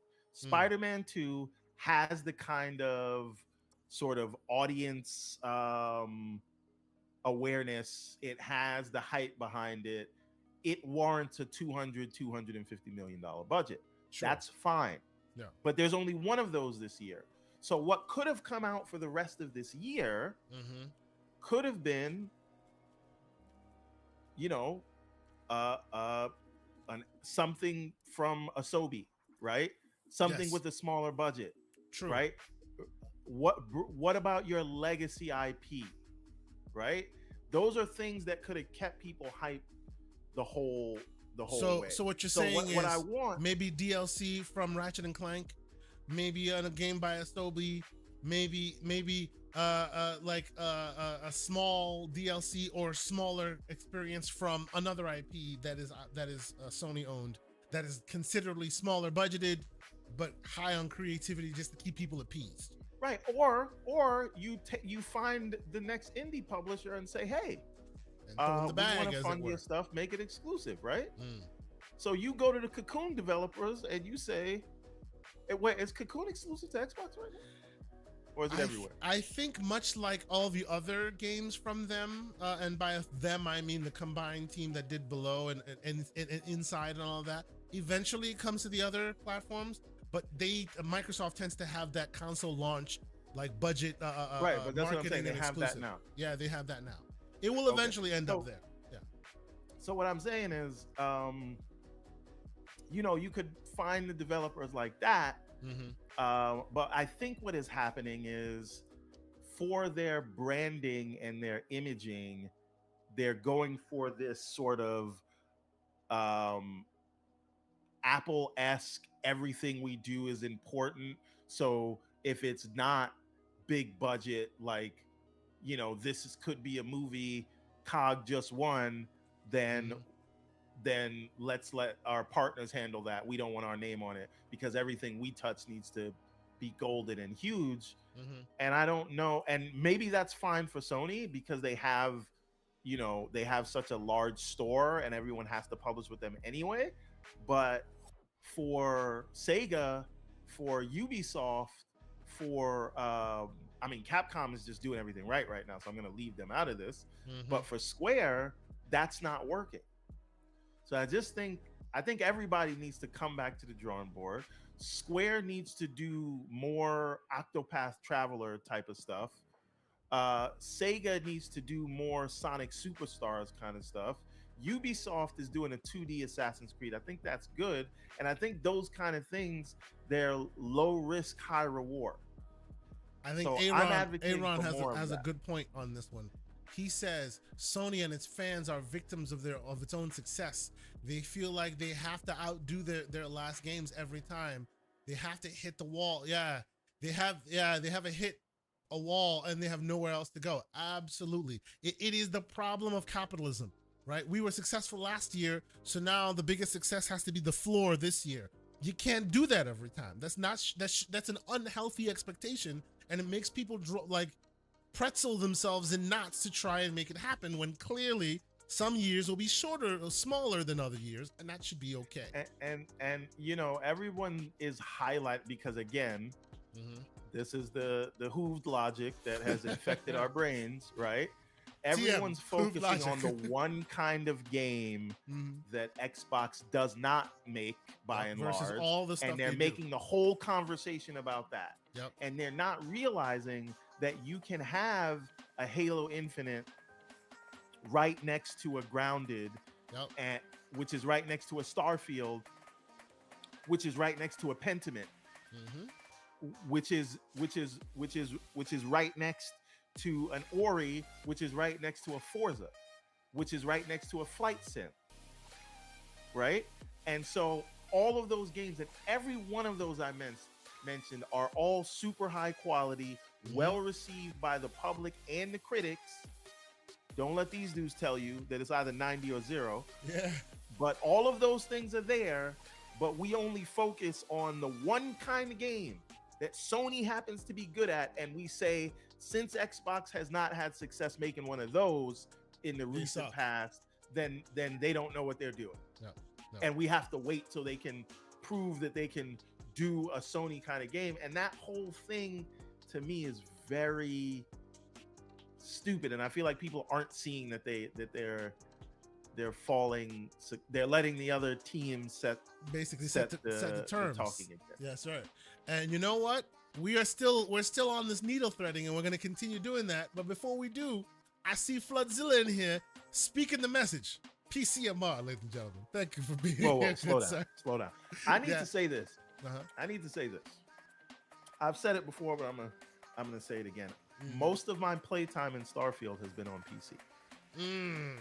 And also, how about the CDPR when you get through Cyberpunk, which I've also been playing, by the way.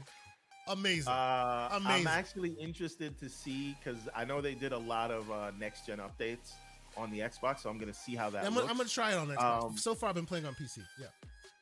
This is another thing, like, and we talked about this in the DM, and people comparing these consoles and not realizing like they're $500 machines, and we're comparing them to $4,000. I call them Honda Civic problems.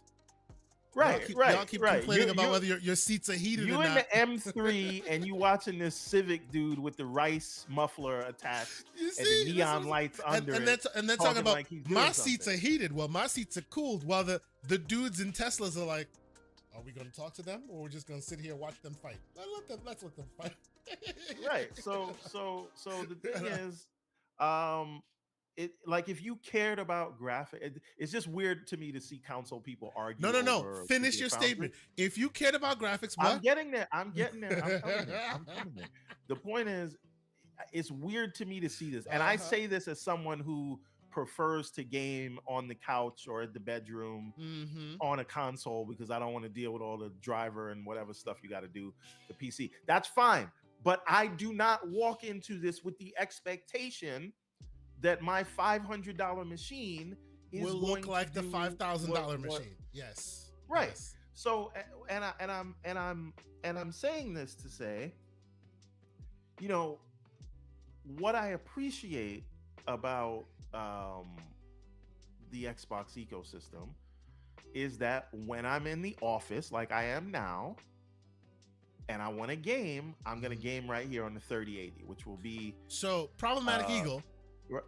Wait a minute, let me just say this and then go. Yes. There. Let me just say this and then go there. Yes. And then guess what? I know my graphics are better when I'm in here. Sure. But when I'm in the comfort of my own bedroom and I'm laying down and the missus is sleeping and I don't want to leave the room because I'm next to a beautiful woman I who is asleep, I'm just playing the game.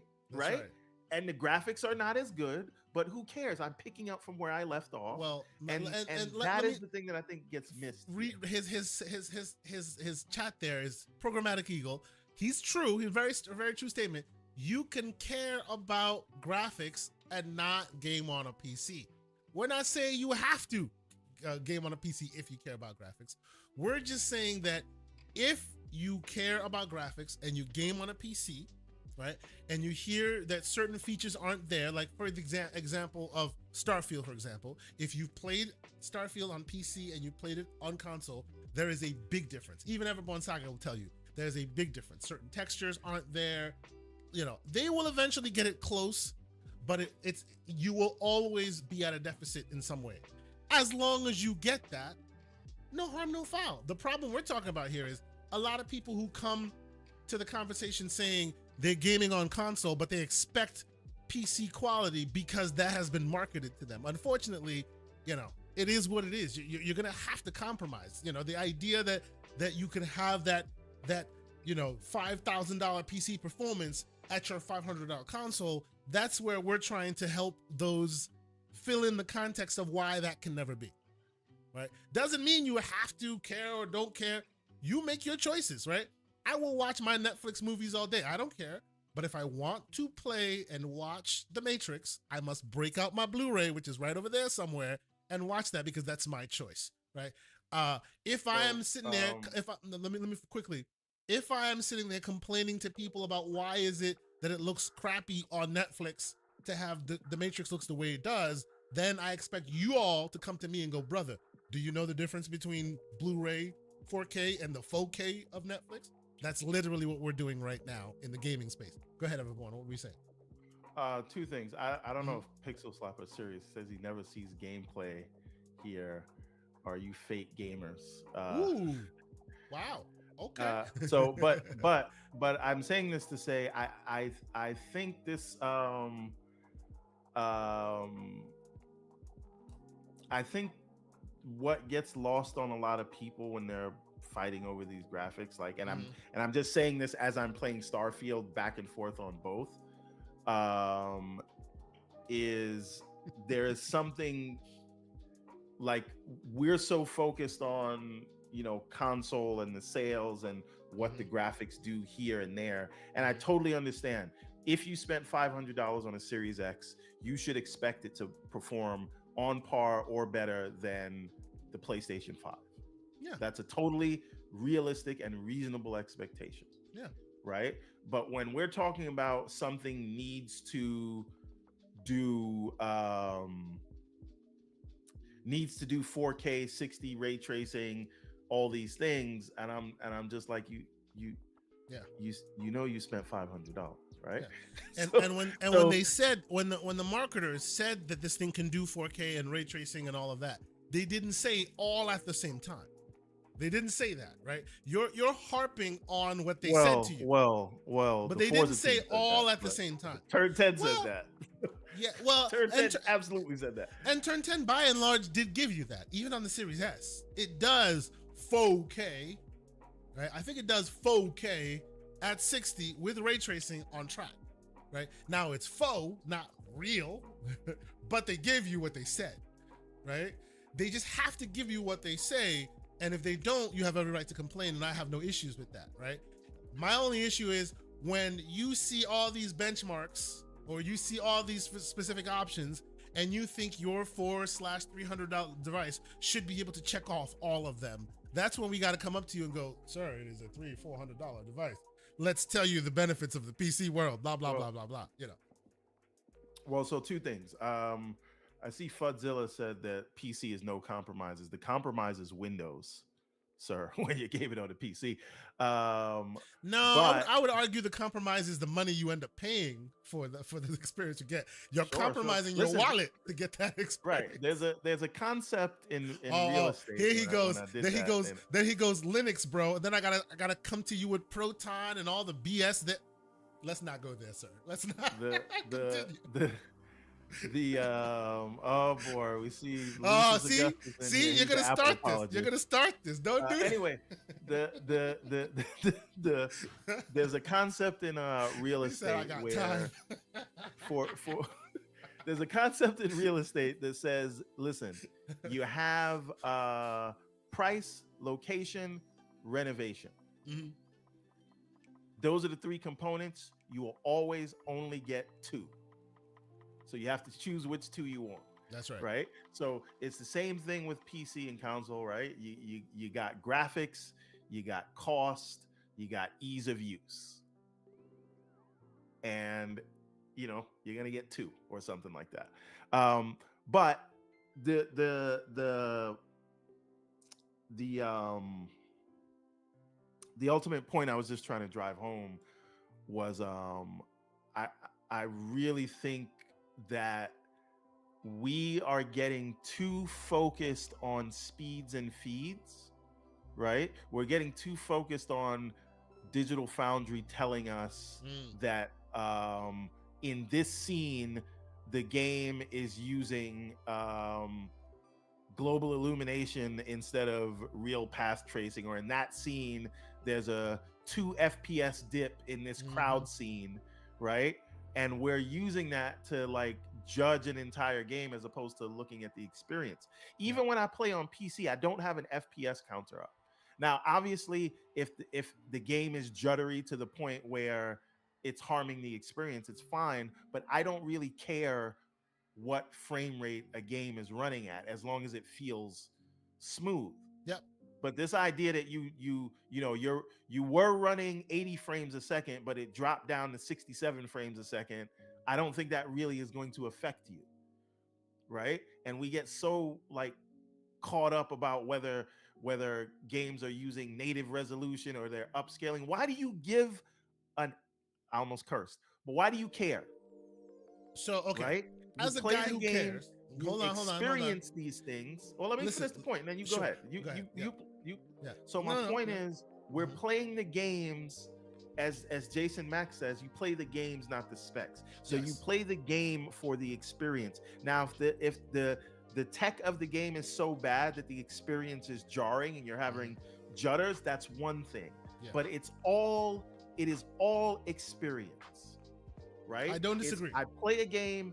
I don't care what the FPS is as long as it feels good. And we're getting caught up on resolution and all this background stuff. And I ultimately don't think it matters unless you are a graphic designer or whatever. Unless you're like a game developer. Salute to the Septic Sauce for joining us in the chat, and he screams conjecture. And by the way, before we continue, I'll raise your conjecture. I'll raise your conjecture with nuance and macroeconomics. Stop. Shout out to him. For those who haven't checked it out, check out the latest Sauce video on the Septic Sauce channel. When I was done, all I had to do, I won't tell you what's in it. I won't tell you what it's about. All I will tell you is as soon as I was done, I had to go into the comment section and put in one word in all caps: fatality. That's all I will say, and it deserved it. Oh boy, you gotta check out the new video. Salute to you for being here. Let me explain what I mean. I don't disagree with you, by and large, I don't disagree with you. You're playing the experience. You're not playing the specs, right? The problem here is, much like all other things, these are all tools that we use, and some use them for the purposes they're meant to be used, and others use them for that political, that console war back and forth jab, right? The ability to see your specs, the ability to modify your configurations to get you the best out of your device, it is for you to do, right? PC gamers who have been in this space have done this for a long time, and it's not about the game. It's not about the game. Let me say it, right? As a tinkerer, right? There's and it's not for everyone. It's a subcategory, right? As a tinkerer, you buy your hardware, and this is for those who built their hardware. This is not for those who went and no shade. We do a lot of PG-13 slander on this channel, but no shade, right? Honestly, if you went to a store, you bought your console or you bought your PC, right? And it does the job you want it to do. You hit the game and you want it to play it, and that's what you're about. No shade for you at all. I have no shade to throw at you at all, right? This is for those of us who built our machines. This is for those of us who spent the money, spent the time understanding what pieces of the puzzle you put together. Because literally, the game in and of itself, and Mr. John Wolf will attest, because he's also newly in the PC waters, right? Buying the pieces of the puzzle and bringing them together and trying to make sure you got what you paid for and configure it the way it in and of itself is a part of that gaming parlance on the PC side, right? And because of that, right, most developers have actually helped us by adding those in. People use your River Tuner and all of that. It is what it is. Much like social media, it's there to be reached out to communicate, and that's it. The problem is when those who are in the camp of the warriors, they want to debate and they want to fight, and they take this tool that has always been meant to be used as a tool, and those of us who know what we're doing with it use it, right? You'll see me, right, in whenever I post something, then more often than not, there are speeds and feeds on the corner, because when I'm playing it and there are issues, because remember, I built this thing and I'm still benchmarking it. I'm still trying to find the best cooling for it, because sometimes it goes overboard, and I need to, So because of that, more time benchmarking than playing. No, see, that's where you're wrong, sir. If you check the receipts, I play more than you do. It is what it is. But that's neither here nor there. All I'm saying not Elden Ring, but sure. All I'm saying is the issue here. The issue here is because just like when we were having those other conversations, when Starfield became, and we were having those conversations, because the people of the Hoove persuasion poison the well, it makes using the tools that we've always used not allowed. Well, having those conversations not allowed. Why? Because those Hoove people are now going, ours is better than yours. Look at the two FPS differences. They're not there for you guys. That's why in the console side you don't see them. They're there for those who know what they are and can use them appropriately to optimize their experience. Wait a minute. I don't think that what I'm referring to is exclusive to the PlayStation camp. I'm making a statement about console people worrying 100%. About things. And I'm not saying it's exclusive to console either. Hang on a second. Yeah. This is not even to push back to you. I'm just saying this is about console people talking about these games like they're gaming on PC, and what I'm saying is you are not. Sure. And if that's across the board. Console, yes. You should not be having these kind of conversations worried about what your FPS is and what dips here and whether they're using native resolution or scaling, all that. That's none of your business. If you wanted that to be your business, I am saying you go buy a PC. So that's to be fair, although I agree with you, having these PC discussions, and it annoys. I agree with you. I don't disagree. I do agree with you. But you should qualify that by saying console consumers, because there are console enthusiasts right out there, and there are handheld enthusiasts out there who make it their business check the speeds and feeds and get what's better on this versus that. I'm talking about the Fox, who's been on this channel, people like that, right? And it's not just people who have YouTube channels. There are people who actually are also console people who also spend a lot of time. Hey, this hardware that was sold to you at $400 or $500, does it, hit where they wanted it to versus what the marketing said? All that is fair game. I'm not saying that's not, right? So to say that only console, only PC people have the right to take speeds and feeds seriously, that's also a little bit. It's a hyper focus on speeds and feeds that did not really exist before this generation. Well, okay. In the zeitgeist discussion,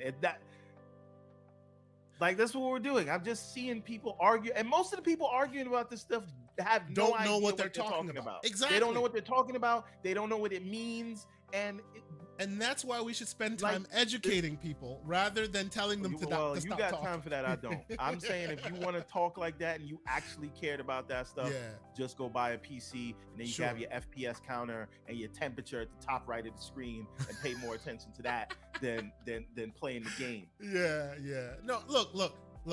That's all. And there we go. Look, Mr. Joanna Dart out there proudly displaying the speeds and feeds. If you understand half of what he has put forth there, right, then those metrics matter to you. If you don't, then it doesn't.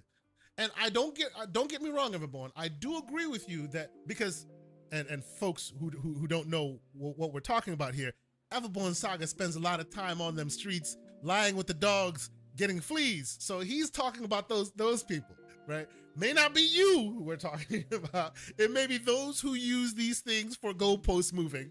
And in those instances, I 100% agree with him, right? If you see what Mrs. Joanna Dark is putting on this screen right here and you get it, it's not you we're talking about. If you don't get it and you're still talking speeds and feeds, maybe go learn what he's talking about here with these specs first before you use those speeds and feeds for your conversation. I think we're good. I think we're good on that. I might be wrong, but I think that's where we are, right? So, ladies and gentlemen, let's pause for a second and thank everyone once again. We're almost at 200 people in this stream. People watching, people commenting. Great conversation. Love the conversation. Love all the opinions. We don't all have to agree as long as we're keeping it respectful, and we're going to continue to keep it respectful. We appreciate everybody that's here partaking of this great conversation.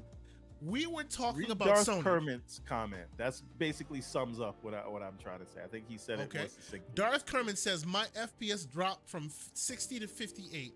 So what I wouldn't have noticed without So what I wouldn't have noticed without the FPS counter, the game is trashed. I get you. And if it's the FPS counter that helps you realize that you went from 60 to 58, yeah, you've lost the thread, right? It's not about that. And the drop from 60 to 58 is not what that's for. It's the drop from 60 to 28. That's what that's for. To be able to go, oh, okay. You know what I'm saying? That's what all that stuff matters, right? But the other stuff doesn't matter. People are making it matter more than it needs to. I completely agree. On that, I agree with you. But let's move forward, okay? Because we were talking about Sony, and it seems that we've been talking maybe negatively about Sony a little bit. So let's move forward and let's try to change that a little bit, right? And I want to hear your opinion, and maybe this might be our small drop of our on the real drop here, because Sony, like I kept advocating, and this is not exactly what I wanted, but it seems like they might be heading in this direction, and I'm happy about it. Sony is now leveraging some of their existing franchises, existing war chest, if you will, of content to try and give PlayStation Plus more of a value proposition. Wait a minute. I was advocating. Go ahead. Yeah. Hold on a minute. Mm-hmm. You mean to tell me this is what they raised the price for? Yeah, that's a question. You're putting the cart before the horse. That was the question I was going to ask. But before we do that, I want to know if you are happy with this. And what is this? This is, hey, PlayStation Plus subscribers, PlayStation Plus members, you now have access to what PlayStation is good at, which is the movies and the TV. We're giving you all exclusive access to PlayStation Pictures films Not all of it, not a whole library of it. I haven't actually checked it out. I think it's still rolling out. But they're offering this to specifically PlayStation Plus subscribers. So now, throwaway movies. See, now you're becoming hooved, sir. Are you? No. Are you getting day and date movies in this? We don't know that. I don't think so. Okay. And what also is not happening, what is also not happening, which I thought was a little unfortunate, this is not Crunchyroll, which you'd think your PlayStation subscribers, your PlayStation fan base, would be the Venn diagram of PlayStation subscribers and Crunchyroll subscribers would kind of be close, because you guys tend to be the Japanese game, the Japanese RPG house. Right there. No, let me finish. It's false, but go ahead. Sure. They're the Call of Duty house. RPG house. You have a lot of RPGs that used to be exclusively on PlayStation. Now they're coming to other platforms too, that themselves also have included mangas that are only available to be watched on Crunchyroll in America. I'm looking at you, your Scarlet Nexuses and a few others. Even though Scarlet Nexus had a marketing campaign with Xbox, they also are available on PlayStation. And oh, by the way, the Scarlet Nexus manga is also on Crunchyroll. So you'd think, hey, this is where we'd bridge that gap. They didn't offer Crunchyroll, but they are offering movies. So you just said something that like made me grit my teeth. Go ahead. Yes. So the manga is the comic. It's the comic, not the anime. I understand. I'm using a wrong parlance, but you understand what I am saying. Forgive me. I get it, but just you. Yes. I did the noob move. Forgive me. Okay. Continue. Yes. So first and foremost, is this a good thing? Is this a bad thing? What are your thoughts? Listen, anytime you add value to your service, it's a good thing. Now, whether this was worth a 40% increase, I will leave that up to the people who are subscribing. But I'm here to tell you right now, we don't care. We don't care. Now, had this been a Crunchyroll edition, would you have cared? Yes, because I'm paying for Crunchyroll, so that would have actually been of service to me. But every movie in here seems like something that was on Netflix 2 years ago, right? So it doesn't, And I see a lot of people in the chat saying TV, and now we're all cool with it. Hashtag Don Matrick was right. Hashtag charge them more. But I mean, it is good that like, okay, you are already paying for this thing, and now they added this stuff. That's good, and you want to see synergies between the different parts of the company. And it's like, if they're really gonna have a lot of game-based movies, why not put them on there where people are playing the games? I think it works. It's not super important either, right? But like, I just think the funny thing was like, people probably want day and date games, and you raise the price, and then you say, well, we're gonna give you movies that are on their third and second wind in their windowing stuff. So it's just, I don't know. It's curated collection of up to 100 games to stream on demand.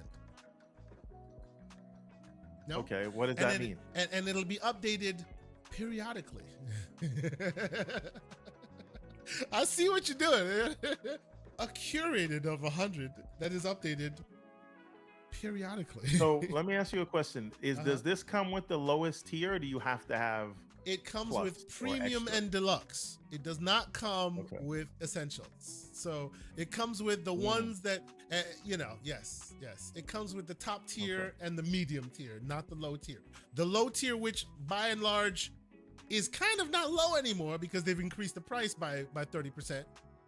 So it even that one is a little bit much. But yes.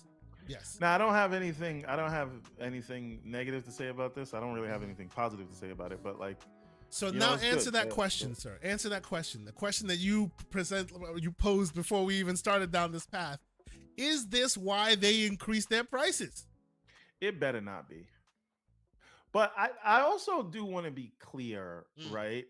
I don't know if the way Sony has set up their business right now, if they could do a day and date model. I really don't know that they can do that. And we can say they make all this money, so why shouldn't they do it? They're not running a charity, and they're only running at about a 10% net revenues, right? Yep. So if they make 25 billion, they're only taking home 2.5 billion.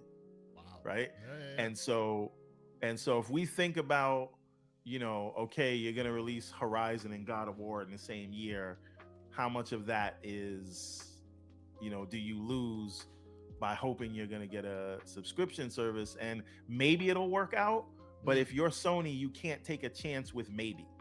True. Yeah. Right? Yeah. So I'm saying this to say, for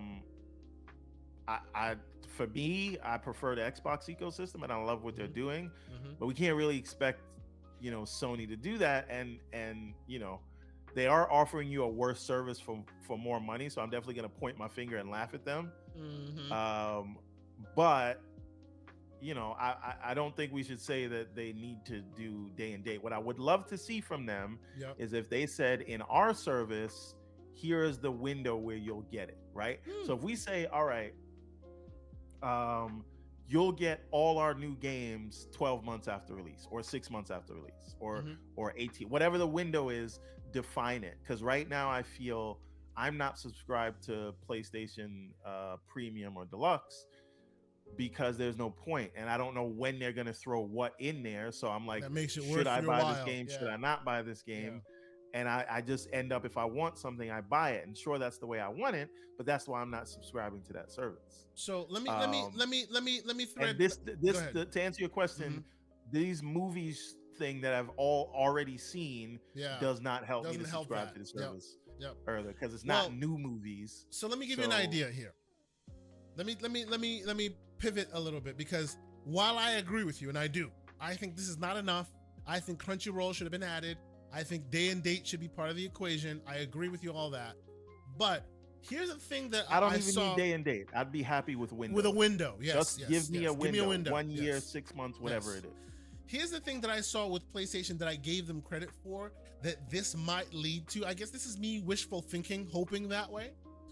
One thing that I gave Xbox smoke for, and I gave PlayStation credit for, that I think they did a good job of initially, and this might be a second level of that, is they love and they know how to show off their games very well, right? Versus Xbox, which sometimes I give criticism for, that it becomes one game among many, like one poster or one cover among many covers in the Game Pass library. Whereas on the PlayStation side, they will, you zoom in on one. Let's say, I think the example that I used on this show some time ago was Control.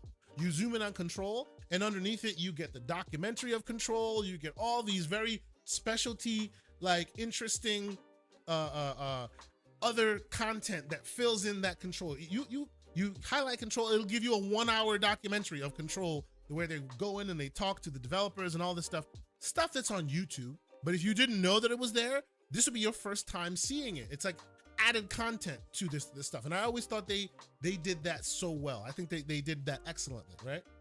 So much so that I wanted Microsoft to co-opt a bit of that, show each game specially, make it feel like a unique snowflake rather than one poster among many, right?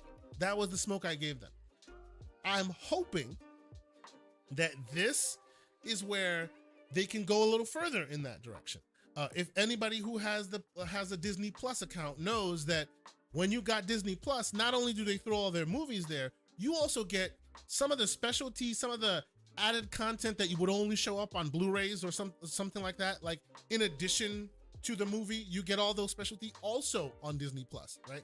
If you didn't have that Disney Plus subscription, you probably only get to see that as the specialty content on the Blu-ray, right? In this instance, look at what they're showing off, right? You have your Spider-Man being showed off. I've already talked about Scarlet Nexus. I imagine a world where specialty content that usually gets added to Blu-rays or usually gets added to other instances that you, the consumer, may not see if you don't partake in those avenues, that can be added here, right? Hey, Scarlet Nexus is a game, and I'm just using that as an example. Scarlet Nexus is a big game. Here we throw in, on the PlayStation side, you also get access to the show as part of it, as part of your reason to play this here. Oh, here's a new Spider-Man game. Here's a Spider-Man Across the Universe short that gets added on the PlayStation side as a bundle, giving you value for having the subscription service. I'm not saying they're doing that, but that's what Disney Plus has done so far with their subscriptions while you're waiting for the big content drops, right? They give you little cool, little interesting things that you would not have seen before had you not been a part of that subscription. I am hoping that PlayStation takes a page out of that book and does some of that stuff as well here, right? It's something that PlayStation would be able to bring to bear that's unique to them. Much like how Microsoft was able to go, hey, cloud saves across the board for everybody, because that's their unique thing that they can bring. They can bring infrastructure that other competitors can't do, right? Sony brings content from their movie and TV houses that others can't bring. You know, if they can find a unique way of adding that to your already existing offering as a gamer, you know, this broadens the base out a bit. This gives you more excitement, you know, and what do you think of that, Everborn Saga? Am I ridiculous in my assertion there that, hey, if we give you this game and, oh, by the way, you know, CDPR, here's the second coming of Cyberpunk with Phantom Liberty. Oh, and here's a code to give you access to the season of Netrunner while you're watching it, because we can do that because we're PlayStation and we have this show launcher. Would that not be more enticing to the consumer base? What do you think, Everborn? I think it's just a way of masking that there's nothing really on the horizon and it doesn't matter. So you think they just don't have much? I mean, everybody wants to know what their roadmap is, and we got old movies that we can launch now. Like, wow, I'm sorry, that is cold, like you could put lipstick on a pig, but it's still a pig. That is cold, sir. That is very cold. You know, as of right now, today, yeah, TV? I agree with you. I'm hoping it gets better. TV. All right. So to finish this TV block, let's finish this TV movie block and talk about this part. Did you hear about this? CDPR talking about with another production house. Live action. I don't know action. who Anonymous Cyberpunk content is, and this could go horribly. But yes. If let's see what it ends up as, because really, if you told me they partnered with Denis Villeneuve, because we've already seen the Cyberpunk movie and it's called Blade Runner 2049. No, that's not the case. Blade Runner was Blade Runner was more aesthetic than it was action. This would be action. This would be, why do you don't know that? Well, I know that because the animated variant is very much action. Right? Yeah, but that's animated. You get to do that here. That may not work in live action. So you're telling me that they're gonna give you the dripping with atmosphere seasons with a person just standing in the middle of the scene, every scene, kind of like a Blade Runner. No action. I mean, for this IP, I think that's the way you go. But really, you think Cyberpunk?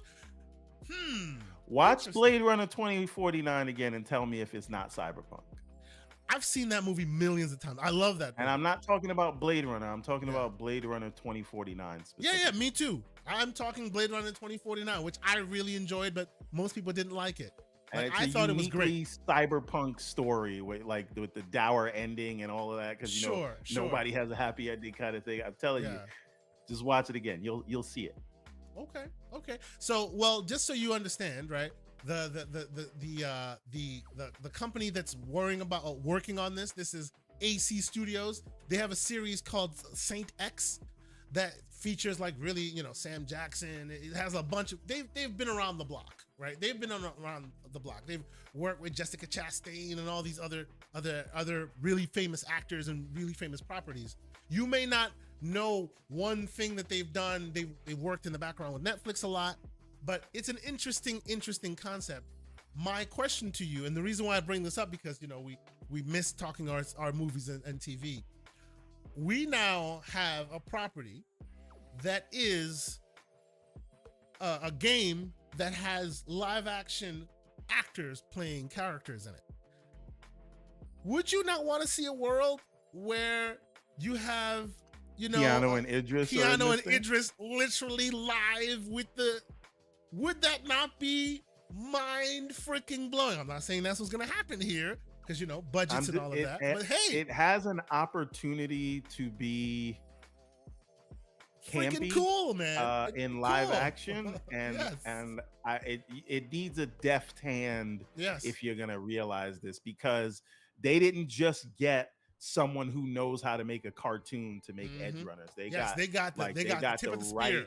That's right. people, and so as long as they I don't know this studio's work. I'll watch the stuff that you say they did. But I want to know who the director is going to be, who's the showrunner, if it's a TV show, if it's a movie, who's the director. So and then anonymous see what content, their work is. Real quick, Anonymous Content is a global media known for the production of the Emmy award-winning series such as True Detective and Mr. Robot. So this is what we're talking about here. These guys have the pedigree. You know what I'm saying? But who's the showrunner? Let's see. Where's the showrunner? Let's see. The head of studios, which is Garnett. He's the director of development, Ryan Schwartz. He worked on previous shows for HBO, dramas over 10 years. He's worked on True Detective, Westworld, True Blood. The production studios were also I need to know what season of Westworld, because Westworld they were also got a little crazy. They were also involved in the early seasons of Game of Thrones. Early seasons. So they got the pedigree, sir. It's exciting that this is happening. I'm just saying. All right. Right? So I'll allow it for now. This is why I'm like, Idris. I'm like, Keanu. I'm saying, this is good. I just need them to take it seriously, and as long as they do, and Westworld is a good one because that's a TV show. But if once they get out of Westworld over there, you do really have a kind of cyberpunk kind of vibe. Yes, and Westworld is very cyberpunky. Absolutely. Yes. Again, got very stupid in the end. But TSWS Gaming, the man Ham Solo here with facts this morning. Skeptical Saga. That seems to be the thread this morning. No, so here's my problem. A lot of people don't realize this, is that what works in animation doesn't always work one-to-one to live action. Yes, true. Right? Yeah. And I hear a lot of people saying, they should let the people who do the DC cartoons do the movies. And I don't know if it's a one-to-one thing that would really work. So just because Edge Runners works does not necessarily mean that it will work that Cyberpunk will work in live action. So you need really what excites me about it though. What excites me about it though is, just like you're describing, a game doesn't easily translate to live action or animation, but at least the transition from Cyberpunk game to animation, they spent enough time, they found the right people, they did that translation expertly well. So even though the subject matter doesn't necessarily translate one-to-one, it requires a deft hand, as you're saying.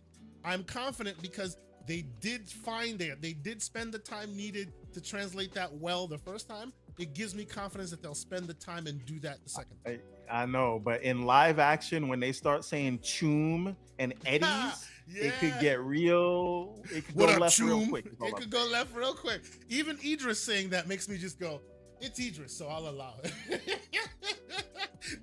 I'll allow it because it's Idris. But I'll keep my eye on it. Definitely will be watching it, but it's interesting. I will be cautiously optimistic. Absolutely.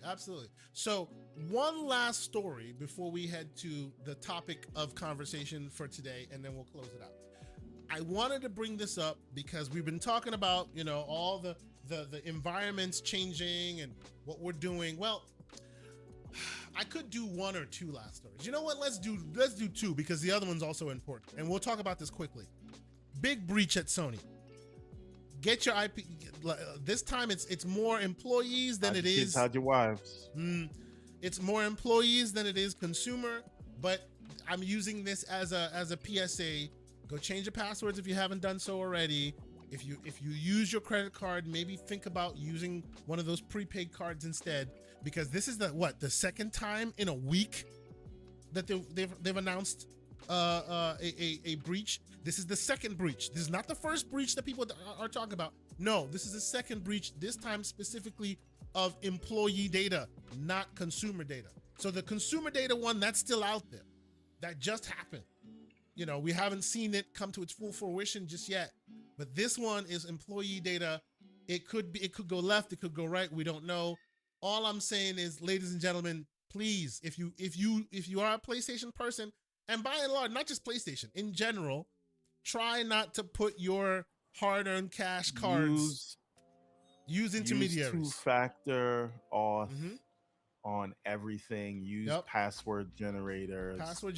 Rotate your passwords when you can. If you're a subscriber of a subscription service, or you buy these games, try to use a prepaid card that can easily be tossed if somebody gets access to it. You know, all that. You know, just letting you all know.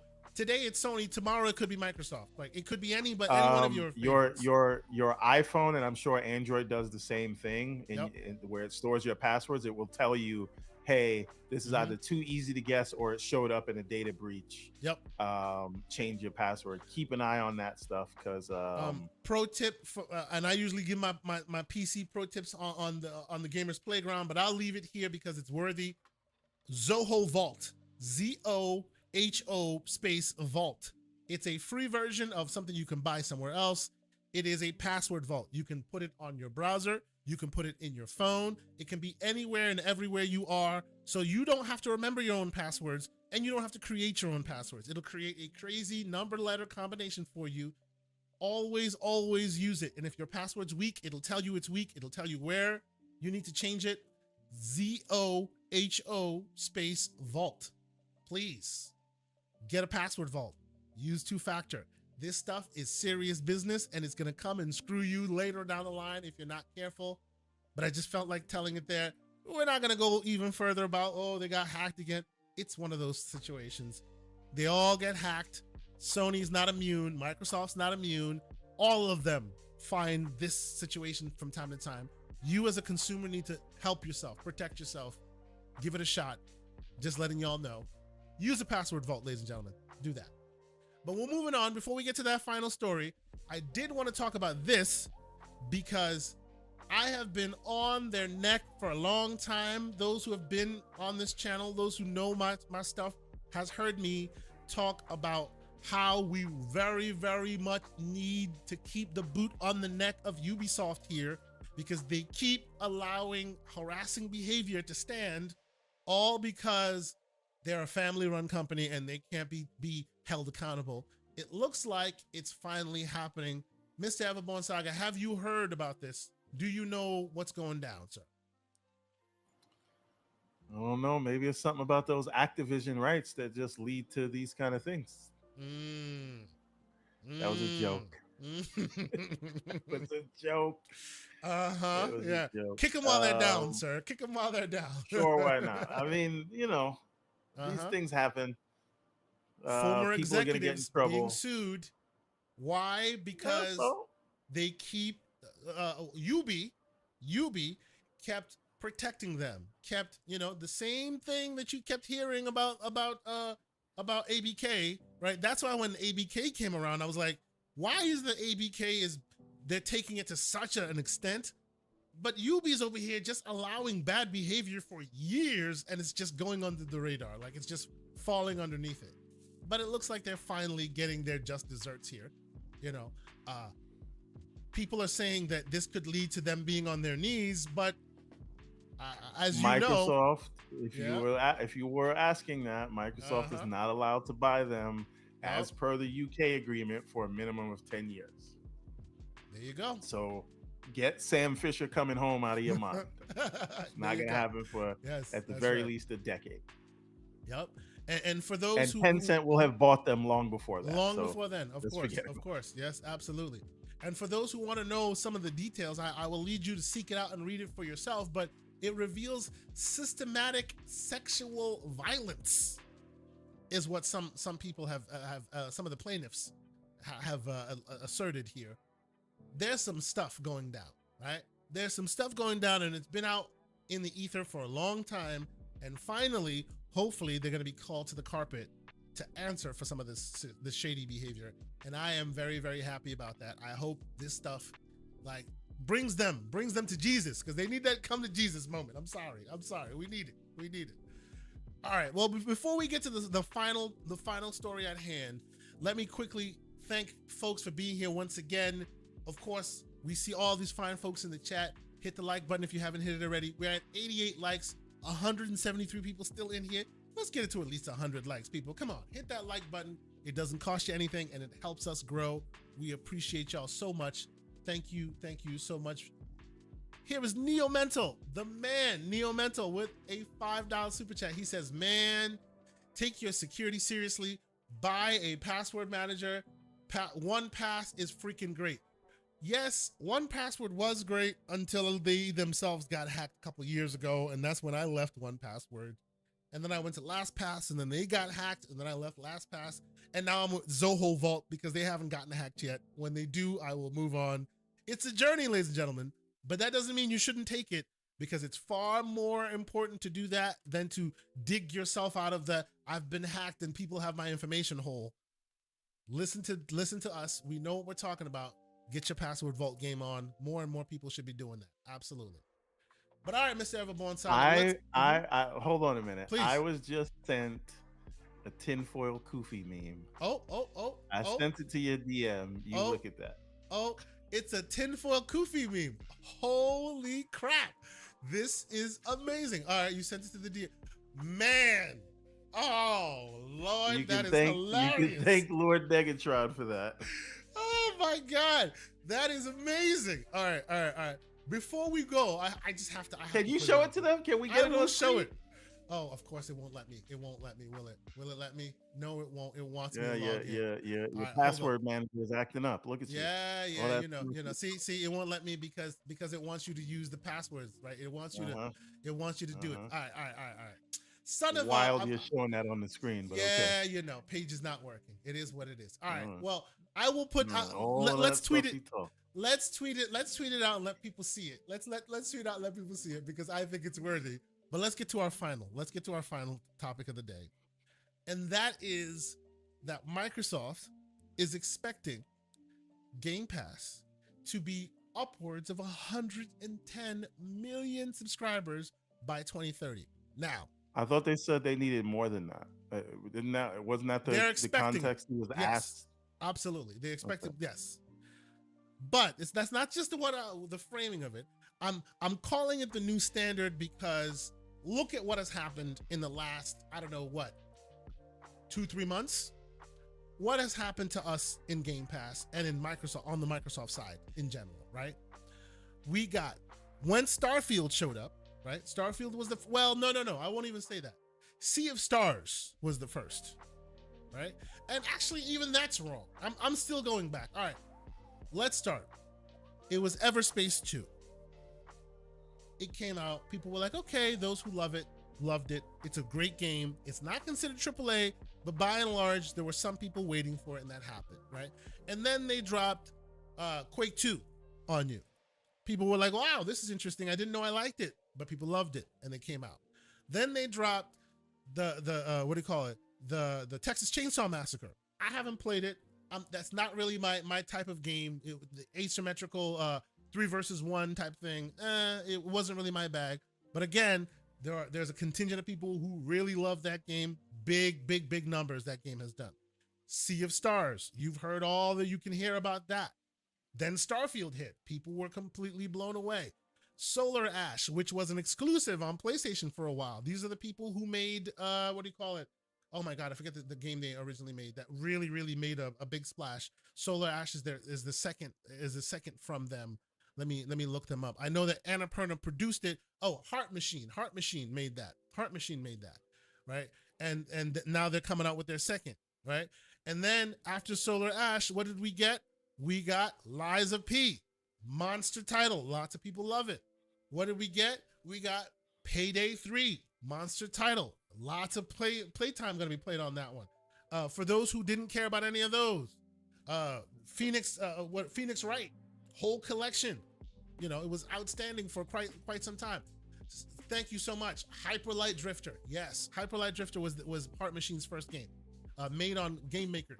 Very, very cool game. Solar Ash is their second game. Cocoon, amazing game that people didn't know they wanted in their lives. Awesome. Here it is. Gotham Knights, a game that came out that people were like, we don't know what we're doing, but now it's free on Game Pass. People can play it. We already talked about Starfield. The Lamplighters League. Forza Motorsport.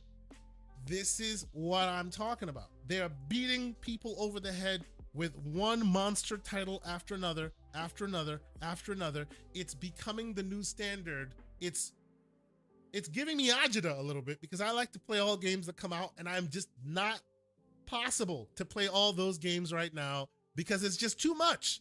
And all the while, they're expecting 110 million subscribers by 2030, and because of that, they're throwing so much into it. Mr. Everborn Saga, is this the new standard? Are we in a world where we need to get it out of our heads that, we're going to be able to play any and every game that comes out?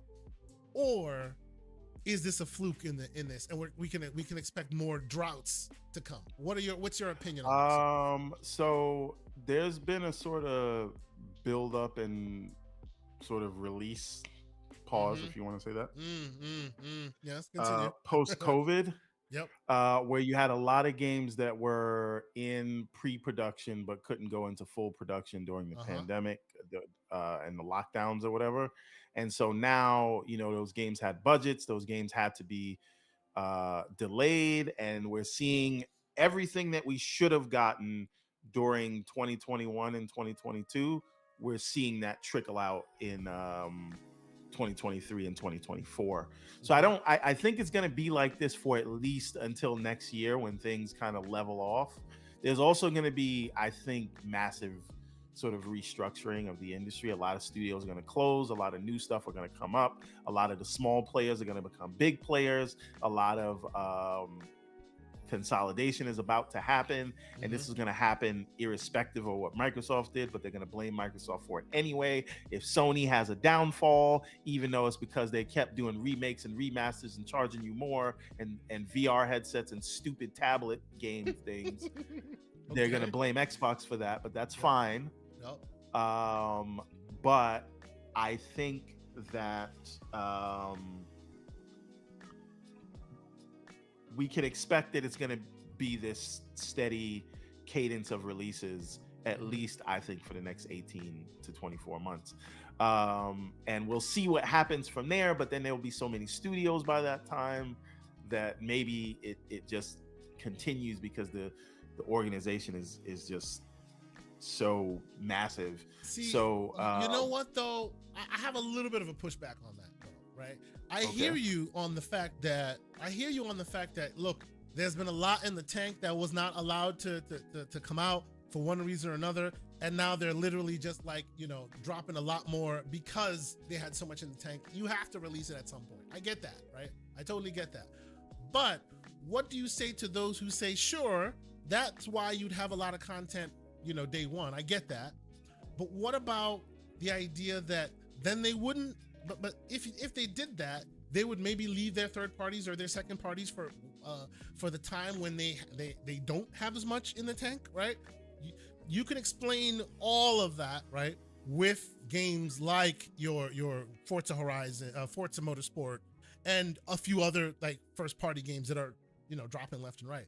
But what about Gotham Knights, which could have waited?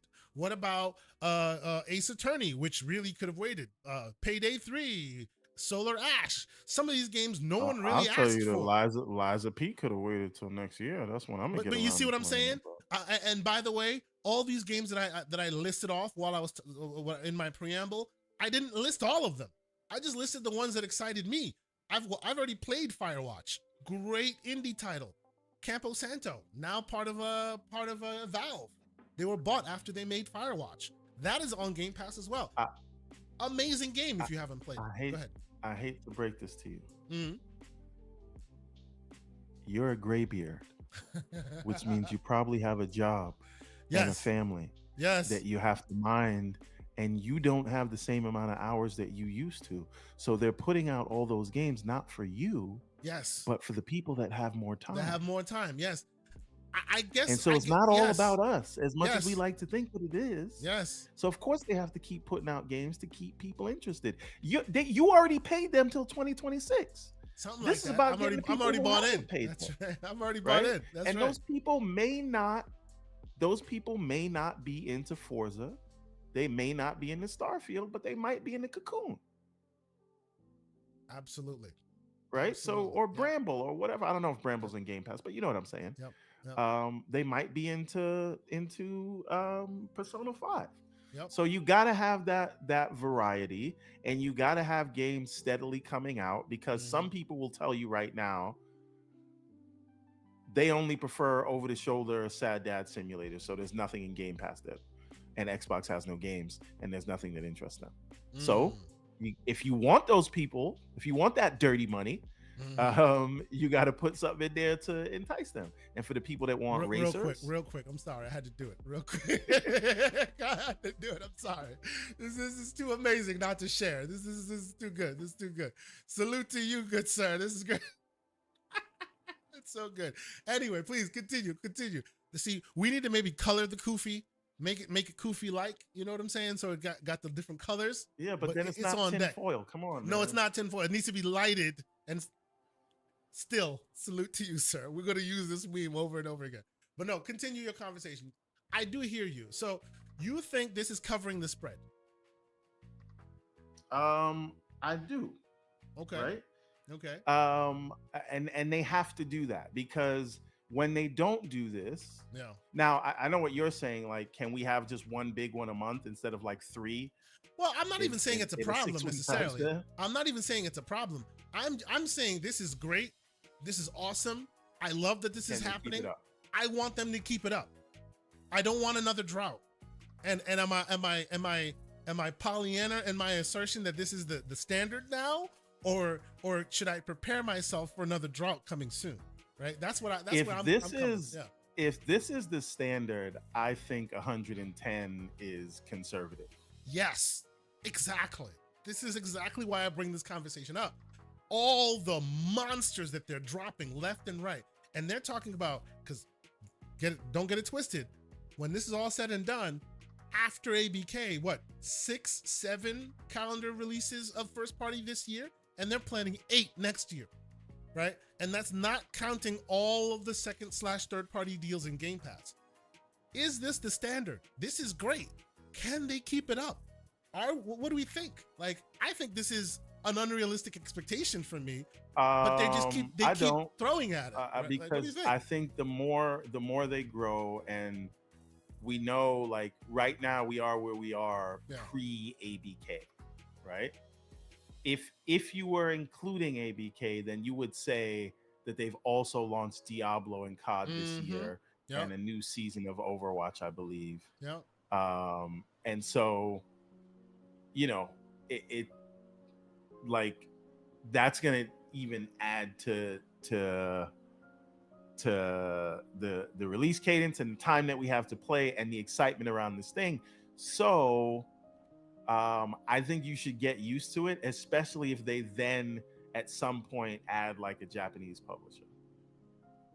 So I think they're really going to be in a place where there's like some sort of at least notable release 12 months out of the year. Now, maybe half of those or a quarter of those or a third of those are first party AAA games, but you'll also have second party and sometimes first party AA games, and then big indie games. And then as the service grows, you'll see bigger games, right? We see Capcom that are putting their new IP in there. We see Liza P in there. We see Atomic Heart in there this year. We see Wolong in there this year, right? That now, once you have 100 million people in there, the quality of content that goes in there will grow, and Microsoft will have more money to pay people to be in the service, and they can show them that there's more eyeballs that they'll get on their service. So I think it's very attainable. And again, the thing that really people, I don't think people are really grasping this, right? Post ABK, from a revenue perspective, gaming at Microsoft will be bigger than Windows. Yes. Purely revenue, right? Yep. And the margins, like Microsoft sort of enjoys 40% margins on most of their stuff. I don't know what the Windows margins are, but you add ABK to the what looks like 15% accountability margins. You add ABK's margins to that, and you get actually close to the 40% that the rest of the company has. And so when you hear 100 million Game Pass subscribers, that also by that time period they want to be making $30+ billion a year in revenue. And so what you have to understand about Microsoft, if you have followed them as long as I have, you know that when they make an investment in something, they're playing for keeps. Now, what does that mean? They didn't go into the operating system business to be second place. They didn't go into the word processing software to be second place. They're in cloud right now, and they're competing fiercely with Amazon because they're not there to be second place.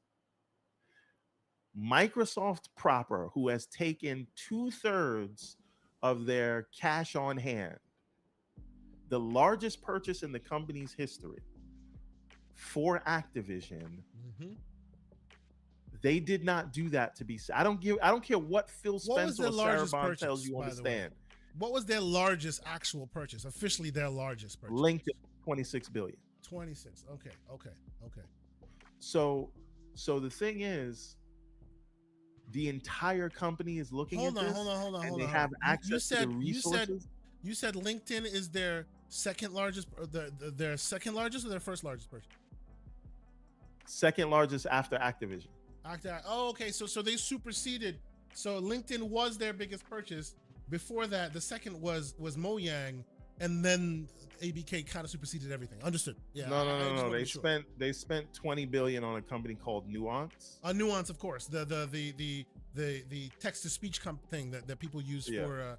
I know that software. Okay, understood. Because I wasn't sure. Like I thought that the biggest purchase they'd ever made was this ABK thing, but I wasn't sure. But no. Yes, understood. Please continue. Yes. So anyway. You have the entire company looking at this because you spent the whole company's money. Xbox has, even though the Twitter accountants will tell you that they're being subsidized by Microsoft and they're losing money. Turns out they have a higher ROI than Sony, but that's neither here nor there, right? Now revenue matters again, even though we were told revenue doesn't matter. But anyway, and revenue is going to definitely stop mattering again when you have the ABK revenue included, because nothing's going to count. But anyway, I digress. The point is, the entire organization is now going to be looking at gaming, and they're going to have access to the resources of the entire company because they want to win that market. And 100 million subscribers on Game Pass is only the beginning of what they're trying to accomplish. So good luck trying to keep up. So, okay. I agree with you. My next question there is, what does Game Pass, because they're talking about what, 2030, right? We're now in 2020. Well, one more thing we have to clarify for this. Please. Yeah. Phil Spencer looked at that 110 million and thought it was conservative. Yes. He thought that they need to be higher than that by then. So even at 110 million by then is too low for what they're looking for. I don't disagree on that. Because of all the investments they're making, they need higher numbers to justify its continued existence beyond 100 million by that date. Interesting. Okay. But again, my question there then is, what does a Game Pass in 2030 look like? Is it all first parties, a la Netflix now, where you go there for the first parties? Okay, or is the third party still robust? I'm sorry, continue. So Dorian Gray talks about some of the acquisitions they made that didn't work. Yeah. Specifically Yeah, if we're talking about Nokia, $10 billion is not $70 billion. That's the first thing. Yeah. And the other thing to understand is Microsoft is actually already a major player in gaming. Don't let the Hooved brothers tell you any differently. They are a major player in gaming, whereas they were coming to the mobile phone business with too little and too late. So you I don't know if Nokia is really comparable, and Nokia wasn't the number one phone brand at that time when True. they bought them, they had passed right? that prime. They're buying when the they were bought. number Yeah. one independent publisher, or third party publisher in the industry, and they're tying that with a business that is already strong. And us Nokia fans were large hoping that the purchase would save Nokia. Obviously, it didn't. But clearly, Nokia was not in its prime at the time. Absolutely. Yeah. So, answer the question, sir. What does 2030 Game Pass look like? Are we talking a Game Pass that has every game or game style, first and third, both included? Or have they gotten to their final form in Game Pass by 2030? And it's more like Netflix, where you come for your Stranger Things, you come for the things first party can offer only, and you don't get as many third party fares. What I've always wanted from Game Pass is the AAA fare, to come from first party, and then everything else is like high quality, eclectic sort of indie games. So your Cocoons, your Planet of Lanas, your Streets of Rage 4s, your Shredder's Revenge. Couple that with three or four big AAA games from that kind Xbox of game only in Game Pass. Like so you'd be okay with your Gotham Knights not showing up there. You'd be okay with but Gotham Knights is fine because that is a year old. Okay, right? You'd be okay with your Lies of P not showing up there, day and date. I didn't need it. It's great that it's there, but I didn't need it. And again, if we get to a place where, because what a lot of people are doing is they're taking the Game Pass bag, and that like shores up that I guess their development costs are covered, so they're not going to take a path. And then savings, all the upside comes from the sales that they make on Steam and PlayStation. Yeah. Right? That's all. That's like going to be like all profit or whatever. That's obviously simple math. I'm sure it's a lot more complex than that, but basically it gives you a level of certainty that this project is still going to at least break even when you take the Game Pass back. Now, if Game Pass becomes more dominant and for some odd reason Sony is no longer the dominant player and Microsoft makes inroads to PC, and so Game Pass now is so large that it starves other platforms, then maybe big third-party people will not want to put their Lies of P in the service, and I think that's fine as long as you're getting the indie stuff and surfacing it properly to everybody. And all the service needs in turn. People say they need a big AAA game here. They need no, they don't. They have COD, they have Gears, they have Halo, they have Forza, they have Doom, they have Starfield and Elder Scrolls and all this stuff. They don't need any other AAA games in the service. So sell those elsewhere. This is why I asked those questions, because before the Game Pass that we know didn't have all of those guaranteed bangers, quote unquote, in them, right? With the finish of ABK, they have guaranteed monsters in there whenever they are available. Does this mean that you then just go there for that fare and nothing more, and indies, right? And no longer expecting something like your Outriders or something like that to hit the service? Are we okay in a world where Game Pass pivots to here's Xbox and Microsoft's first party offerings plus a smattering of interesting indies? Like Netflix, it won't necessarily be that pivot is it won't be of seamless. Their own volition. No. What I mean is Netflix, but the difference with Netflix is they saw it, and I think Xbox sees the same thing. You're going to get to a place where you're so successful that this isn't just extra money, it's actually taking money away from your traditional platforms. Or you say, listen, if you do a streaming service, I can do one too. And so I think as if the cloud market um, um, sort of solidifies, if it takes off, proliferates, whatever we want to call that word, if the cloud actually becomes a thing, that means publishers like EA and Take-Two are no longer beholden to uh, platform holders like Valve and Nintendo and Sony and Microsoft, because the access point is just a browser or an app, and that's not the same as, well, we have to deal with Microsoft and Sony and Nintendo and Valve because they own the store. If you can have your own store at your own website, then these platforms become less important. And in a cloud world, that is possible, because if I have a screen, I can access these games. So Microsoft needs to take care that if that world does materializes, they have enough content within their ecosystem from a first party perspective to keep people satiated. I hear you on that. So that is a good point. So you point. Gotta do those things. Last question. Yeah. You see them talking about the potential of growth.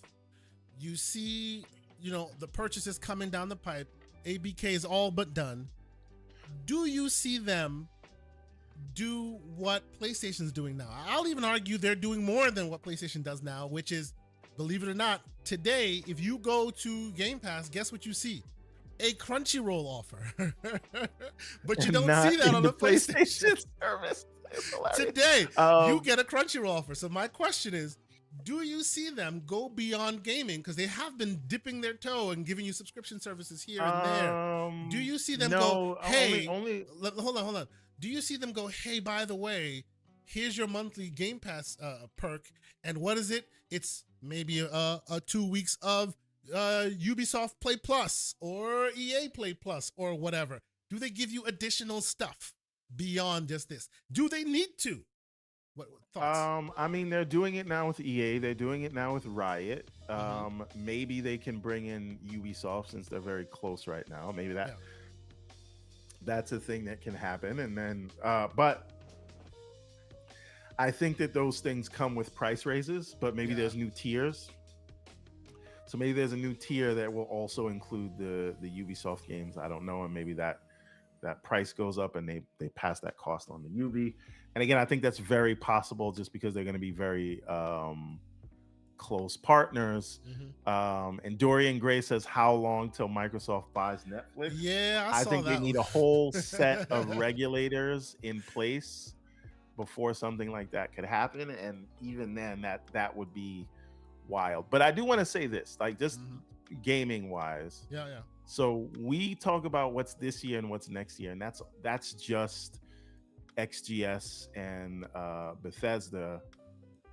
If you add ABK content to that, or Activision and Blizzard content to that, and then you top that off by adding potentially a Japanese publisher, I don't think we're talking about 3 or 6 releases a year anymore. I think we're at that point double digits, beginning to talk about a release every month. Yeah, we're talking double digit releases, at least 10 per year. Wow. Right.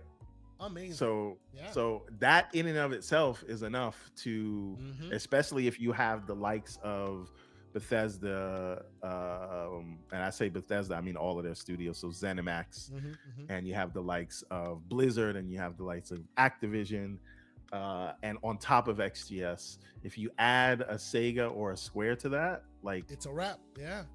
You have a complete picture at that point. Absolutely. So I have a statement which will be slanderous, that people will hate on me for it, and then I have one from the chat that I will post, and that'll be the end of this conversation, and we'll move forward and we'll get to the outros. My slander statement is, it's going to be on, and I'm excited for it. And I'm not saying be prepared for Redfall, because I'm hoping that Redfall, as it came the first time, will never be allowed to happen again. But be prepared for first party games that are not first party after these studios are part of the studios. It's gonna happen. It's, Redfall was a black eye. What are you talking about? I'm not following what you're saying. I'm saying right when ABK becomes a part of the equation, don't expect that the games that the studios that became first party last week will make games that make Xbox Series X look amazing. It will still be kind of what you got with Redfall. You're saying they're going to kind of what you got with PlayStation, Starfield. They were still PlayStation games at first. Oh, God. Yes, they were. Here we go. You don't have to take my word because you know this is going to happen, right? The very next ABK game that is under their first party purview will be scrutinized to hell, and every time it doesn't meet the crazy lofty goals that people have set, they'll go, see, the console's trash. They didn't make it for that console. Be prepared. Speaking of that, I still, and I know this has been said before, but I just want to say this again. What the hell happened to Diablo 4? People were talking about it like it was changing their life, and Game of the Year, and Lilith, Girl Boss, and Skies turning actually red, and 20 million copies, and 666 million in the first I'll tell you what happened, in my estimation. And now all of that was right before season 1. No, it was also right before Microsoft beat the FTC. I feel like as soon as Microsoft beat the FTC, I think it's more season 1. That was serendipitous. Yes, it's more season 1 than that. Yeah.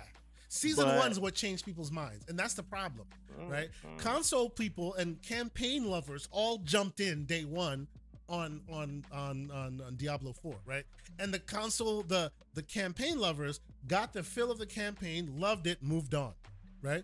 And as soon as the campaign was done, right at the edge when the campaign is done, season 1 started. They should have waited a while, in my humble opinion, because then they kicked off season 1, and as they did with Diablo 3, season 1 brought with it a bunch of crazy madness and drama that every die-hard Diablo player will hate. So now that's the only thing you hear about Diablo, because the people who loved it finished the campaign and they moved on. The people who love Diablo and continue playing it have a problem with season 1. They'll fix it, then there'll be a problem with season 2. They'll fix it, then there'll be a problem with season 3. That is Diablo.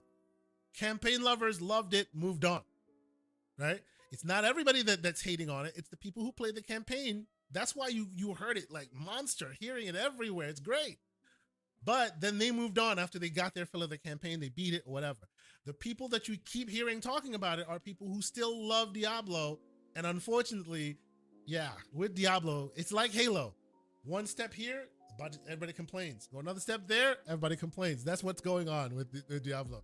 I haven't finished that campaign, actually. That's another one in my backlog. I need to get back and finish it. But I hear that everybody who loves it, who continues playing it, has a complete issue with season 1 because they undid a lot of the good stuff they did in the campaign. You know, a lot of your characters you were rolling with got nerfed and blah blah blah blah blah. So it pissed a whole bunch of people off. That is the statement. I will start the outros, but I will let the last word doesn't be. Change. That doesn't change what the campaign was and how people loved it. But now it's not even in the conversation for Game of the Year. Because people were saying this had a chance of taking out Tears of the Kingdom. And now, had season 1 been as great as the campaign, you'd still be hearing it now. It's because the campaign was its isolated or had thing. The FTC one. Maybe people would have realized that they loved the campaign. I don't know. I think you give people too much credit when it comes to that stuff. That's too much. That's too much insidious credit you're giving them right there. But I will let Lord Negatron have the last word here. And I love that chat. So it's going to be the last chat of the day. And that is Kids Room, another podcast. This is grown folks area. Thank you, sir. Thank you. But with that, Mr. Everborn Saga, always great to chat with you, good sir. We've had an awesome conversation. I cannot wait to get back to playing some of these games. I need to put some of these backlog things. Like, I'm hoping that by next week, I'll tell you that I rolled credits on Starfield, because that's my mission this week. I need to roll credits on Starfield. I don't have a choice, right? Because Sonic Superstars is coming out, so I have to roll credits this week. Oh boy. But you know what? I'm at the end of Planet of Lana, which was a super short game. I just put it down and never got back to it. I hear Cocoon is only 4 hours. It's only a short amount of time. I'm at the that time when I was playing the new Double Dragon game, Oh, so I was good. on that I'm still last playing boss. that. I Yep. I just never picked it up again. Uh-huh. I bought. Aren't you the one Wait a minute. accusing me of not I know. finishing these I know. games, sir? I know. I know. Street I know. Fighter. Have you even touched it? I haven't even downloaded it, and I bought that day Uh-huh. one. Yes, sir. Right. Keep going. I started Jedi Survivor. That's the one I ended up playing. So good. But the whole thing is because I wanted to play Jedi Survivor, that's why I went down to journalist mode on Fallen Order, and then I didn't even play Jedi Survivor. So I did it for naught. I am waiting. Right? I am waiting for a one game publisher, one game dev to call their easy mode journalist mode. I would love it. It'd be so good. I'll do it in the Everborn game. Oh, it'd be so good. But also I'm at the fourth boss in Tears of the Kingdom, so I think I'm almost done with that, maybe. Which is weird because I haven't even got the Master Sword yet. But anyway, and then Diablo. I haven't finished that yet. These are all games that I want to finish this year. Yep. This year, good luck. This year. It's not gonna happen. It's not gonna happen. But like, do you have vacation from now to the end of the year? That's the only way you'd accomplish that. Right. Task. And this is why I keep saying, any game that is delayed right now into 2024 for me personally is a blessing. Yep. Because I'm like, that's just another game that I don't have to stress out that I'm not playing. Yep. So absolutely. Oh, and by the way, I'm sure. Oh wait, Go ahead. We need to talk about this, right? I don't know how we don't have it. The Quest 3, I pre-ordered it, and I think it's coming out next week. So I think we should talk about the Quest 3, and this is my invite to you. I think we should talk about the Quest 3 on the Gamers Playground, Monday nights, 7 p.m. Eastern Standard Time with the man, John Wolf. We talk our PCMR talk there. We talk our PC talk there.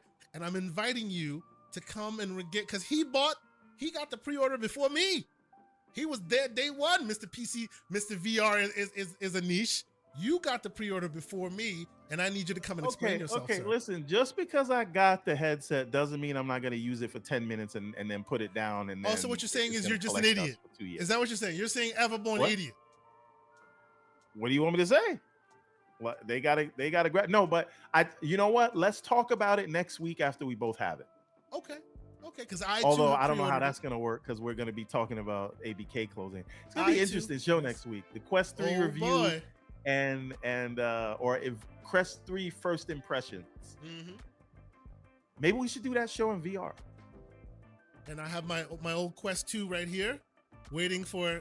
I might give this to fam. I might give this to my niece and nephews who can have fun with it. Quest 2.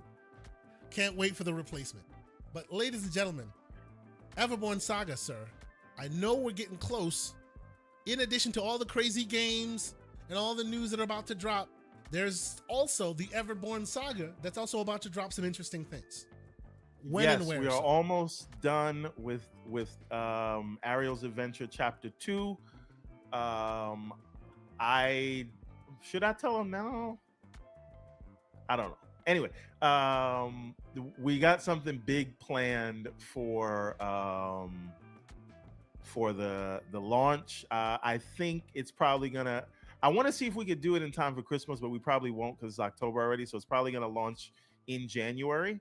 But we're gonna start the promotion around the end of November because we don't start the promotion until the book is done. It's just a thing we want to do to make sure everybody gets what they're paying for.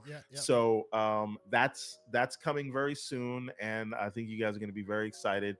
In 2024, we're going to try to go full court press with all of this stuff. So we'll see how it turns out. But Everborn Saga everywhere. You all know where to find me.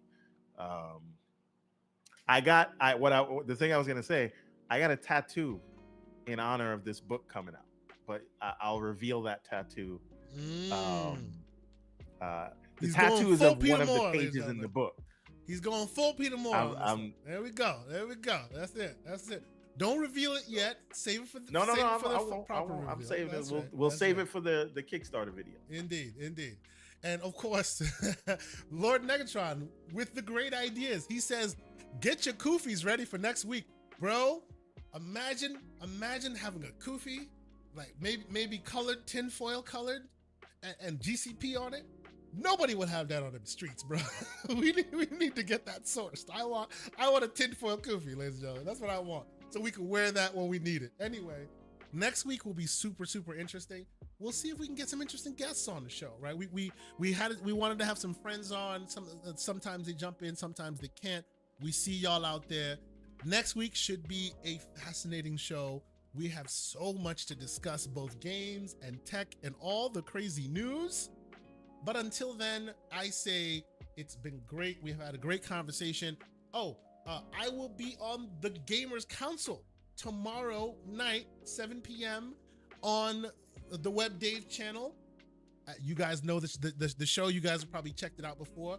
I've been asked to be on that show, and I'm so happy to always get those invites. So check me out there. It'll be really cool. I'm looking forward to chopping it up with them. There's some interesting stuff coming on this channel. We're doing more interesting things. Nothing I can talk about right now, but we're branching out. We're talking to some people. There might be a final form. We're thinking of Voltron. We'll talk more about that one later. And finally, what I should say, thanks again for all the great people super chatting and always showing support. The camera you see today is a product of all of your assistance and all your support.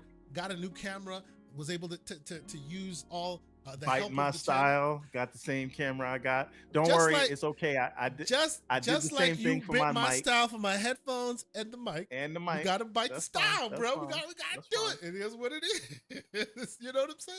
We gotta keep the. But I gotta looking get the plush. capture card you told me about. You gotta send me that link again. Yes, and I gotta get the better lens because your bokeh is more plushier than mine. So we gotta clean that up. It is what it is. What can I say?